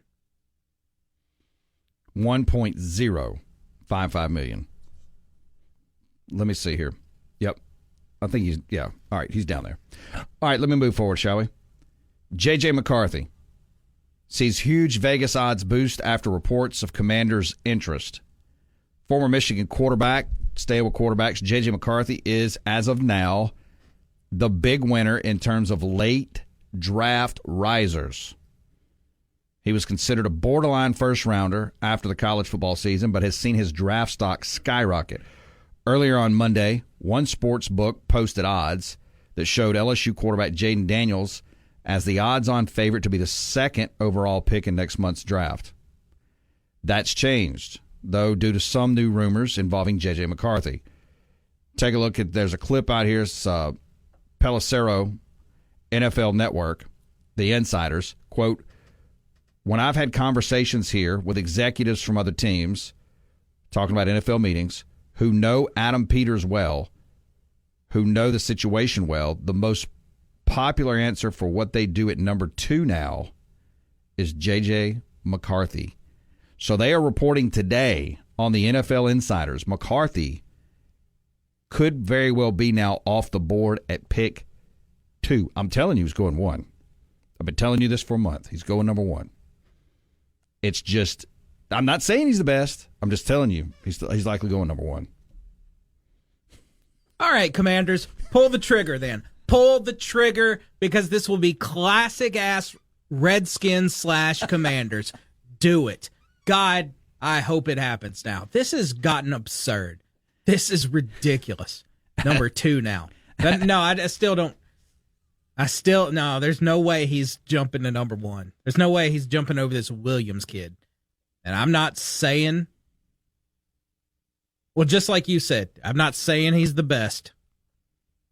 Still don't know if I agree with that at all. I got real off-field issues with this kid, but we've been hearing Caleb Williams for so long now, I just think it's going to stay that way. I don't think anyone can overtake him. Well, this report says as of Monday morning, a couple days ago, J.J. McCarthy was still a long shot to be the second overall pick to the Commanders, with USC quarterback Caleb Williams looking likely to be the first pick overall to the Bears. But those odds have changed greatly. Pro Football Talk reports Chargers coach Jim Harbaugh has said that his former quarterback, Michigan quarterback J.J. McCarthy, will be the first pick in the NFL draft. That's still unlikely, but there's a growing belief he's definitely going to be number 2. DraftKings Sportsbook has moved McCarthy from plus 2,500 to be the second pick to 5-1 following his pro day workouts, and building chatter that the Commanders will opt for the guy who won the national championship in January. But Jim Harbaugh says he will eventually, before the draft, move to number 1.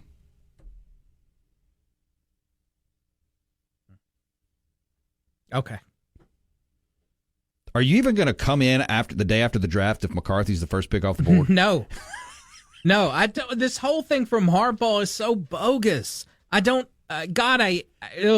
noticed looking at this man when he was talking about J.J. McCarthy being the best quarterback. I don't think he believes it. I know that you coached him. You know him. So maybe naturally you're not objective at all. But come on, man. Like, this man's glasses had gotten thicker. His jaw is somehow more square. It is. His face disgusts me. And his lies have gotten heavier. All of this is likely true, especially the jaw and the glasses. We're brought to you by Premier Plastic Surgery. Dr. Erica Bass. Call 601-981-2525. Mississippi Premier Plastic Surgery, offering the Awake Liposuction, and it could be the answer to get you back in shape and get you on your way, guys. Of course, you can call 601-981-2525. Back in a bit. Good afternoon. Good afternoon. And welcome back to the Afternoon Drive with Jake Wimberly, where he's talking about anything and everything that's Mississippi sports. No, great afternoon. Right here on ESPN 105.9 The Zone and online worldwide on the Zone 1059.com.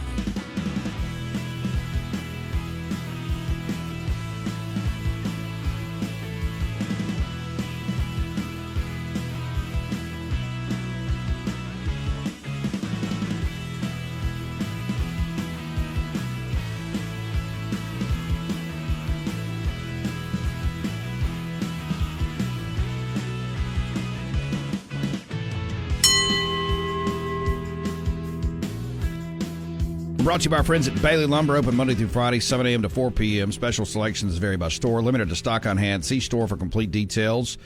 Hey, they're in Brandon, 2150 Mississippi Highway 471, from drywall to lumber. Also, GAF roofing specials. Anything you need from windows, doors, hardware, BaileyLumber.com is the website. Learn more today at BaileyLumber.com. We're also brought to you by Maristar Casino. Get out and play today. All right, let's see here. Biggin on the Cowboy Maloney's text line. Washington, talking about the Commanders, needs a lot more than a quarterback to be relevant. I would say that you're right. Dog-tired Florence. Somebody needs to slip a memo to tell J.J. McCarthy not to put mayo in his coffee. It will cost him 2 rounds. Ask Will Levis. LOL. That is true. But I don't think J.J. McCarthy's a mayonnaise and coffee kind of guy, is he? He's more of a, is he a latte guy with cream? Probably latte with cream guy. Yeah, he's got one of those. You see those jokes about like the ridiculous things that these guys go in and order at Starbucks. Oh gosh, I'm a guy. Give me that double shot espresso, half calf, non-foam whipped latte sprinkles with avogande or whatever they you know what I'm talking about. The detailed, super 100%, detailed. and it starts early with these girls. The 16-year-old, she texted me one day. She said, "Hey, can you stop at Starbucks? It was Saturday. Give me a coffee." I said, "Sure." And when she texted me back, it was a deadgum paragraph. Yeah, I was like, "Is this real? Like, what's happening? How do you even know? Like, how do you even know what all this is?" See, that you should have texted her back and said, "Coffee, black, got it." Oh, just no. black coffee, just plain black coffee. You can't do that. And some of these, you see these skits, especially like on Instagram and stuff about because there are a lot of people that joke about this, but they're serious. It's closer to real life than you would think. Is you just about can't go in and some places order just a traditional coffee. It's really wild. You don't drink coffee at all anyway. The red line name texture. Will the Chargers trade their entire draft to move to number 1 to pick McCarthy? I don't think so. I think Beaver nailed it. I think Jim Harbaugh. Now, if McCarthy's going to go 1 or 2, it really doesn't matter. But I think he's trying to get somebody to trade with him to move up to grab a quarterback. That's what he's trying to do. Possum Neck Joe, I told y'all way back, about JJ, just like Jake's love for Jameis Winston overtakes his reasoning, so does your hate for JJ Beaver. Look, Possum Kingdom Joseph, you're on thin ice, pal. I'm going to drop a chief on this, man. Yesterday, you took a shot at my man Bill, fellow Longhorn, according to Bill. And you're coming with this J.J. McCarthy nonsense, but no, I'm not letting... Well, how did he put that? Reasoning... My hate for him, I don't have hate for this man. I have hate for every year when we see someone who is just a little bit overrated, jumping up. Anthony Richardson last year, out of nowhere to 4, can't even make it through a season. I know it's super early. I get it. I get that. But McCarthy, who in 3 years threw 700 passes, yeah, okay, he won a national championship. No, he went undefeated on a super run-heavy team. Star running back, outstanding defense. He just hasn't shown me anything to back any of this up. That's why I hate it. I don't hate this guy. It's nothing against him personally. That's what I just hate. He hasn't I don't think he's done anything to back up this. Once again, he's gone from, if I remember it, maybe first rounder to all of a sudden we started hearing him, top 20, then top 10, now top 5, possibly. It's just crazy. What were you doing all of December and into January this past year? I don't remember why. Don't you come at me with any... Did you see him... Are you about to Harbaugh me? Slice Alabama up in that playoff game and then to slice Washington up in that championship game? He was just a surgeon with the football. And he won a national championship. A surgeon now. Dude, look, man. I thought you were going to jump off. They won the championship. I thought you were going to stop with the nonsense at that point. Well, it ended up not being nonsense. Not nonsense, but I thought you took off your maize and, gold at that point. I mean, I think he's dependent on where he's at. It's like a lot of these guys, like Bryce Young. Do you think Bryce Young is bad, or is just Carolina really bad? Carolina is really bad. If Bryce Young... I'm not saying Bryce Young is outstanding or anything, but... If Bryce Young was in Houston, would he be doing the same thing as his counterpart in the NFL draft? That's so hard to say. It is. I would lean towards no, but I don't know about that one. I don't think that... I mean, do you remember Bryce Young, Houdiniacs at Alabama his last year? Alabama was an 8-4 football team had it not been for Bryce Young. I just think Carolina's bad. So where J.J. McCarthy goes, a lot of that will depend on, what they put around him and all that stuff. Let's see. 3-Hump Camel talking about J.J. McCarthy. He's probably one of those. He probably has one of those mugs that says, "I love you, a latte." He probably does. That's good. Begging. I'm with you, Beaver. JJ ain't it. JC. Beav, he is trolling you, and you are letting him. This is Prime 2.0. Is he talking about Joe or you? I think he's talking about Joe. Maybe he's talking about me. Now that I think about it, he's probably talking about you because, the Prime thing. Because you're always the one trolling about Deion Sanders. By the way, I have some Deion Sanders news we do need to get to. Do we need to? It's we report the news on this show. Hey, we're brought to you by Ranco Transmission, 1460 Old Brandon Road in Flowood, 601-939-9184. 50-plus years, foreign and domestic transmission repair. Got to take a time out. Back in a bit.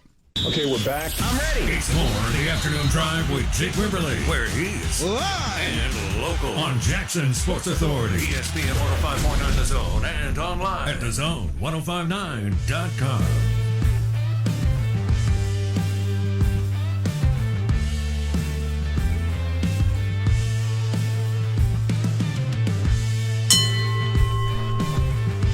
We're brought to you by our friends at Gutter Masters. Custom gutter solutions on your home with Gutter Masters. Also screen guards, repair, everything you need under one roof for your home with gutters. Call 601-503-7755. Online at guttermastersllc.com. We're also brought to you by the Westin in Jackson. A lot to do at the Westin.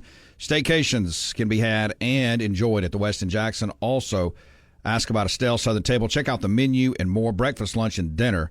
Just head over to westinjackson.com. You can always call 769-235-8400. That's 769-235-8400. It's the Westin in Jackson. Hey. Howdy. I remember now why I didn't see J.J. McCarthy carving up the Washington defense. Because it didn't happen. What do you mean? Now I'm looking back, because remember, I didn't watch that game. Remember, I protested that. You sure did. You did not. I forget you did not watch the national championship football game. Because he completed 55% of his passes. He was 10 of 18, 140 yards. How many touchdowns? 0. How many interceptions? 0. It was a game management type deal. He set the team up to win. Is that the bar now for a top 5 pick? We need a game manager. Oh, that term, though. There's that classic term, game manager. I mean, it was a nice performance. Nice. It was a nice performance. Is that where we set the bar now? The bar is nice. We used to go for pretty good. Well, I mean, what defines good? I don't know. That is the question. What defines good? We kind of defined Maryland 1-7, and we keep calling them nice. So I guess pretty good would be 8. Good would be 9. Well, let's just go look at the Walter Football report on J.J. McCarthy. His strengths, good skill set, strong arm, throws well outside the numbers, can make all the throws required. There's that term again. Easy velocity, fastballs into tight windows, touch passes, catchable balls thrown, catchable of lofting the ball downfield, mobility, can hurt a team with his legs, can pick up yards on the ground, tough, athletic, plays hurt, has some feel as a passer in the pocket, hard worker, good catcher, and has a ton of upside. It's Walter football. 99% of those words were also said about Jamarcus Russell. Now, some of his weaknesses can be reckless, careless with the ball, poor decision-making sometimes, needs development. So that's just courtesy of Walter football. Space Ghost says he's creepy looking. Smile looks like a little Joker. What do you think? That's the most sense this man has ever made. Look at this. Let me look at this.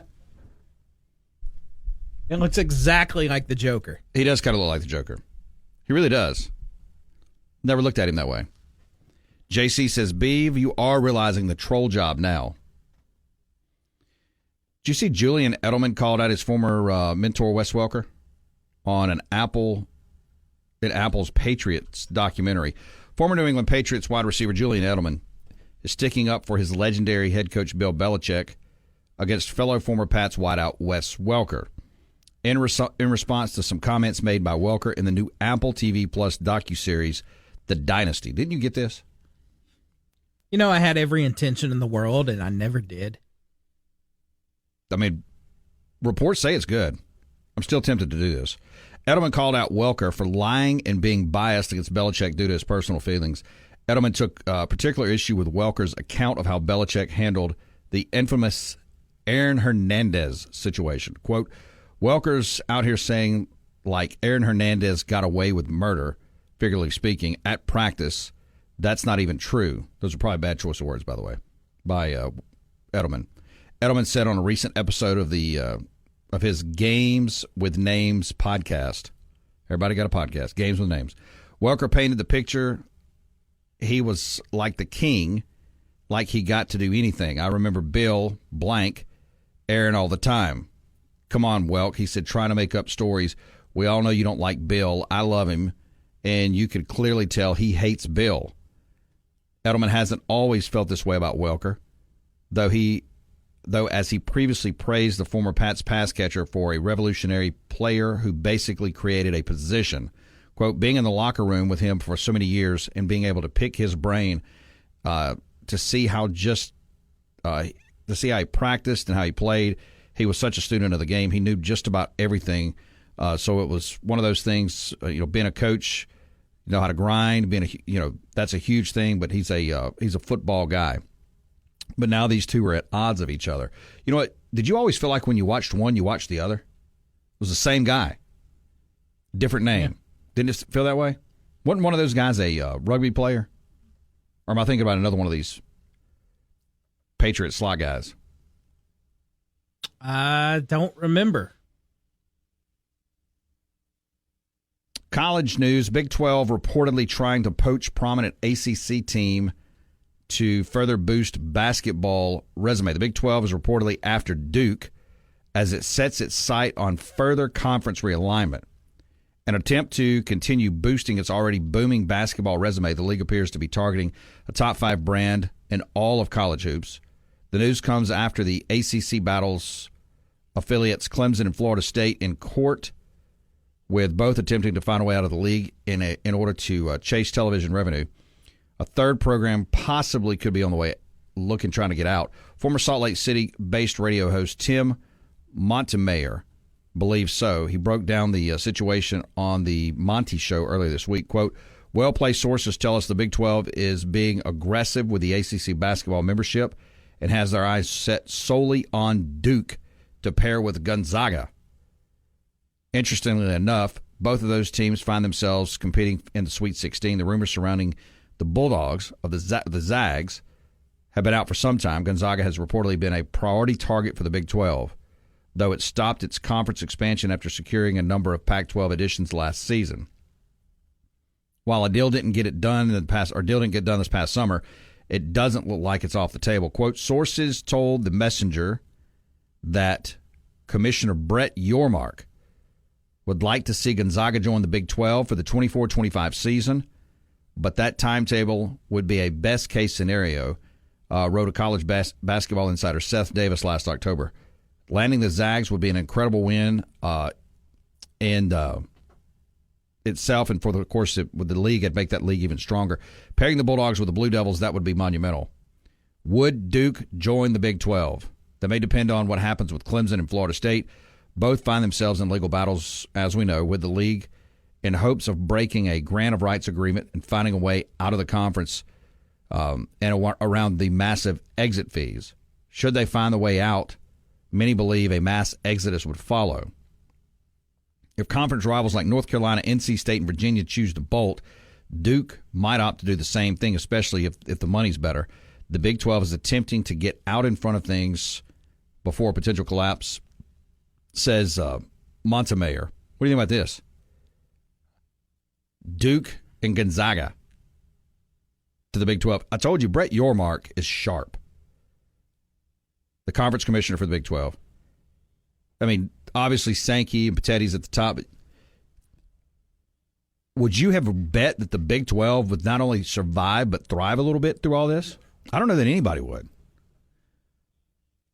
3-hump camel. So Edelman doesn't like Welker because Welker said this guy who killed a guy actually killed a guy. What? That's pretty much it. Right? That's pretty much it. Hey, we're brought to you by Malone Roofing Services. ecmalone.com is the website. 833-7-MALONE. We're also brought to you by Maristar Casino. Grab the Bet Builder today. One more segment to go on a Wednesday. Back in a bit. This is the home of the Chuck Oliver Show every weekday from 10 till noon on Mississippi's live and local sports authority. And where? We're back to Jake Wimberly with the afternoon drive on ESPN 105.9 The Zone and online at thezone1059.com.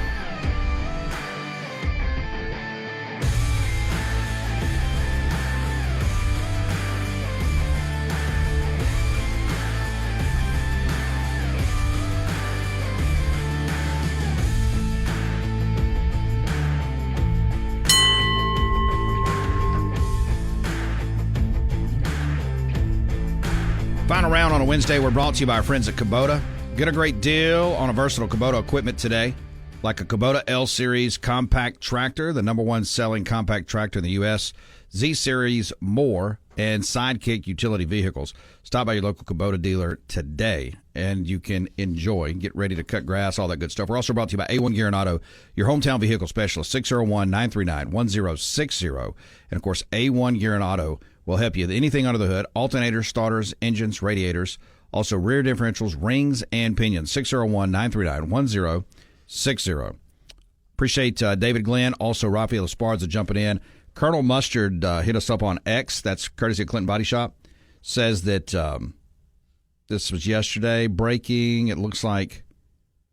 Is this real news? Legendary Falcons quarterback Matt Ryan says he expects to announce retirement sometime in the next couple of weeks. Have you seen that? Or did he get spammed here? I thought Ryan had already taken an analyst job. Maybe he has. I don't know why, but this was, let's see here. Somebody asked in this, wasn't he a broadcaster? I think we knew. I don't know why this was posted yesterday. Anyway, said the Colts exist only to be the team that tosses the last shovel of dirt on a quarterback's career. Ryan, Wentz, Rivers, Foles, somebody Gardner Minshew. Put him in a safe place. He deserves better. So is Indianapolis a place where quarterbacks go to die? No, not at all. Not now. They got Steichen, who came over from the Eagles, and I mean, you saw last year, not that it was, spectacular MVP level play, but they lost their precious overdrafted quarterback, and they had a backup local man come in, and he won way more tthan they were expected to. We'll say that. I think a big part of that was Steichen. Let's see here. So that would make them the new Raiders, because remember, that used to be where you go to die as the Raiders. I'm not going to go there with the Colts. Let's see. Unnamed texter. I know a few years ago they made a lot out of the wide receiver for the Patriots named Hogan, who played lacrosse. Is that who I'm thinking of? Yes, Chris Hogan. I remember him. He was such, man. He had one like magical season. I can only remember one, but he just came out of nowhere, flash in the pan. But it was a big deal. He's right. I had completely forgotten about him. St. Louis Vic, and you can text us on the Cowboy Maloney's text line 601-885-3776. Edelman, Welker, and Danny Amendola are all the same guy. He is not wrong. Aren't they the same guy? They are literally the same guy. Ready, Teddy. Matt Ryan is the, quote, longtime Falcons, but not legendary. Now, I would tend to agree with you, Teddy. I was just reading the caption there. J-Rock, is Matt Ryan really legendary? No, again, I'm just reading the headline, right? Maybe I should have squashed that headline. I don't think he's legendary. No. Does he get in the Hall of Fame?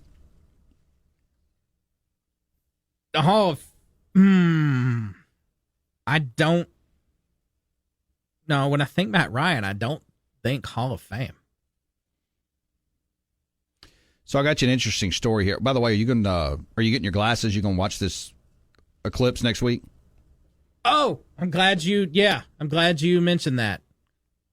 I've got to get some glasses. I'm not sure where to get them. Amazon. Order them. Or get you a welding face guard. I think that'll work. Dog Tired, if you're listening, won't that work? Yeah, I swear to God, I was about to say I might need to talk to Dog Tired Florence about that. I mean, I've looked at eclipses over the years through a welding face guard, and my eyes are fine. I say that as I wear glasses. Maybe that's what happened. Your eyes are fine, Jacob. Don't look at me in the face of all people and say your eyes are fine.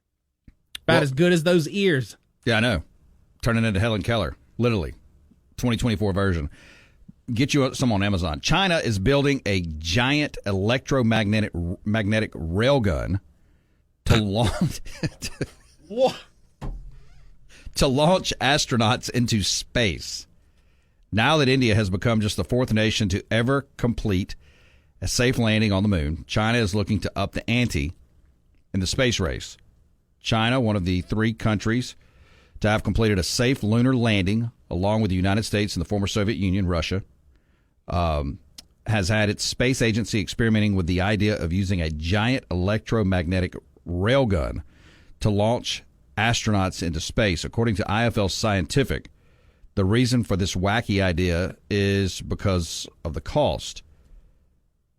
Since our long-promised space elevators from Japan don't seem to be immediately close or being completed, startup Spin Launch has gone out and created a centrifugal launch system that fires a payload at over 1,600 kilometers. That's 1,000 miles per hour. Unfortunately, it puts G-force up to 10,000 on the items it spins, meaning it would obliterate any human. What? Man, I'm going to tell you what.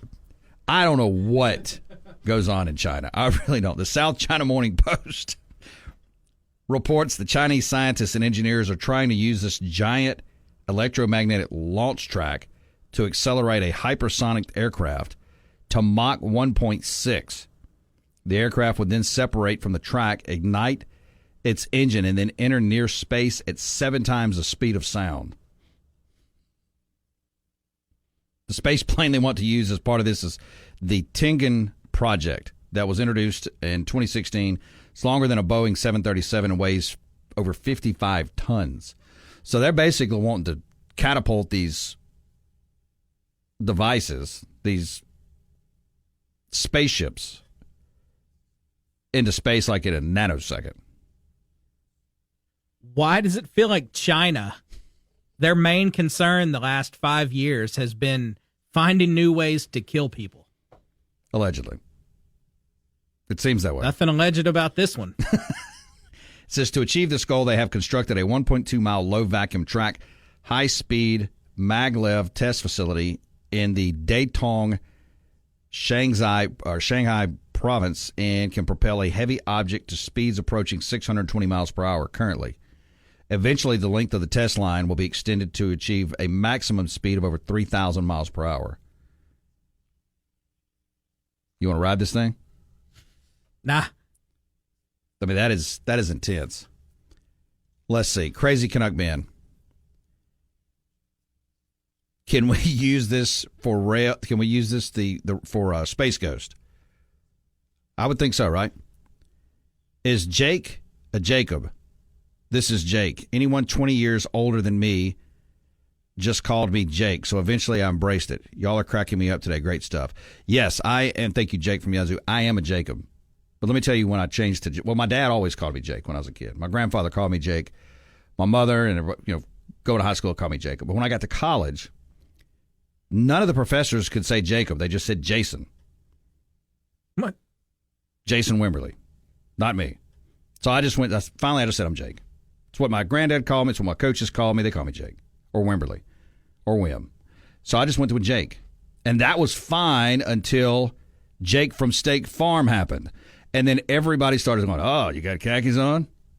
If I heard that, if I got $1 every time I heard that, Jake from Yazoo, do you get that? Or did you get that when that was big? I wouldn't even be here today. So yes, birth name is Jacob. What is your birth name? Is it Benjamin? Yeah. Did you ever go by Benjamin? No. Nope. The only time that's that thing where the only time you're called by your full name is, when your mom is mad at you. Yeah. You know what I'm talking about? Oh yeah. Nails, you were Jacob on high school. He is correct. Or the weird guy wearing tights in a football locker room. That is also true. I had red tights that I wore. Nails was in that locker room. They all thought I was the weirdest thing. They probably weren't wrong, right? Tights? Yeah. Wait a minute. Tights under the football pants.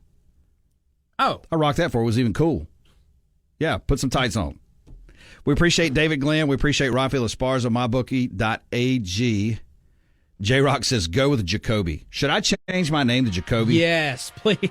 Jacoby. Jacoby Welcome Wim. to the afternoon drive with Jacoby Wimberly. Oh, yeah. How about that? Remember, ketchup is king, bacon's a delicacy, aloha means goodbye. Be a man of increase. Be on the lookout for the Krispy Kreme at McDonald's. Have a good night.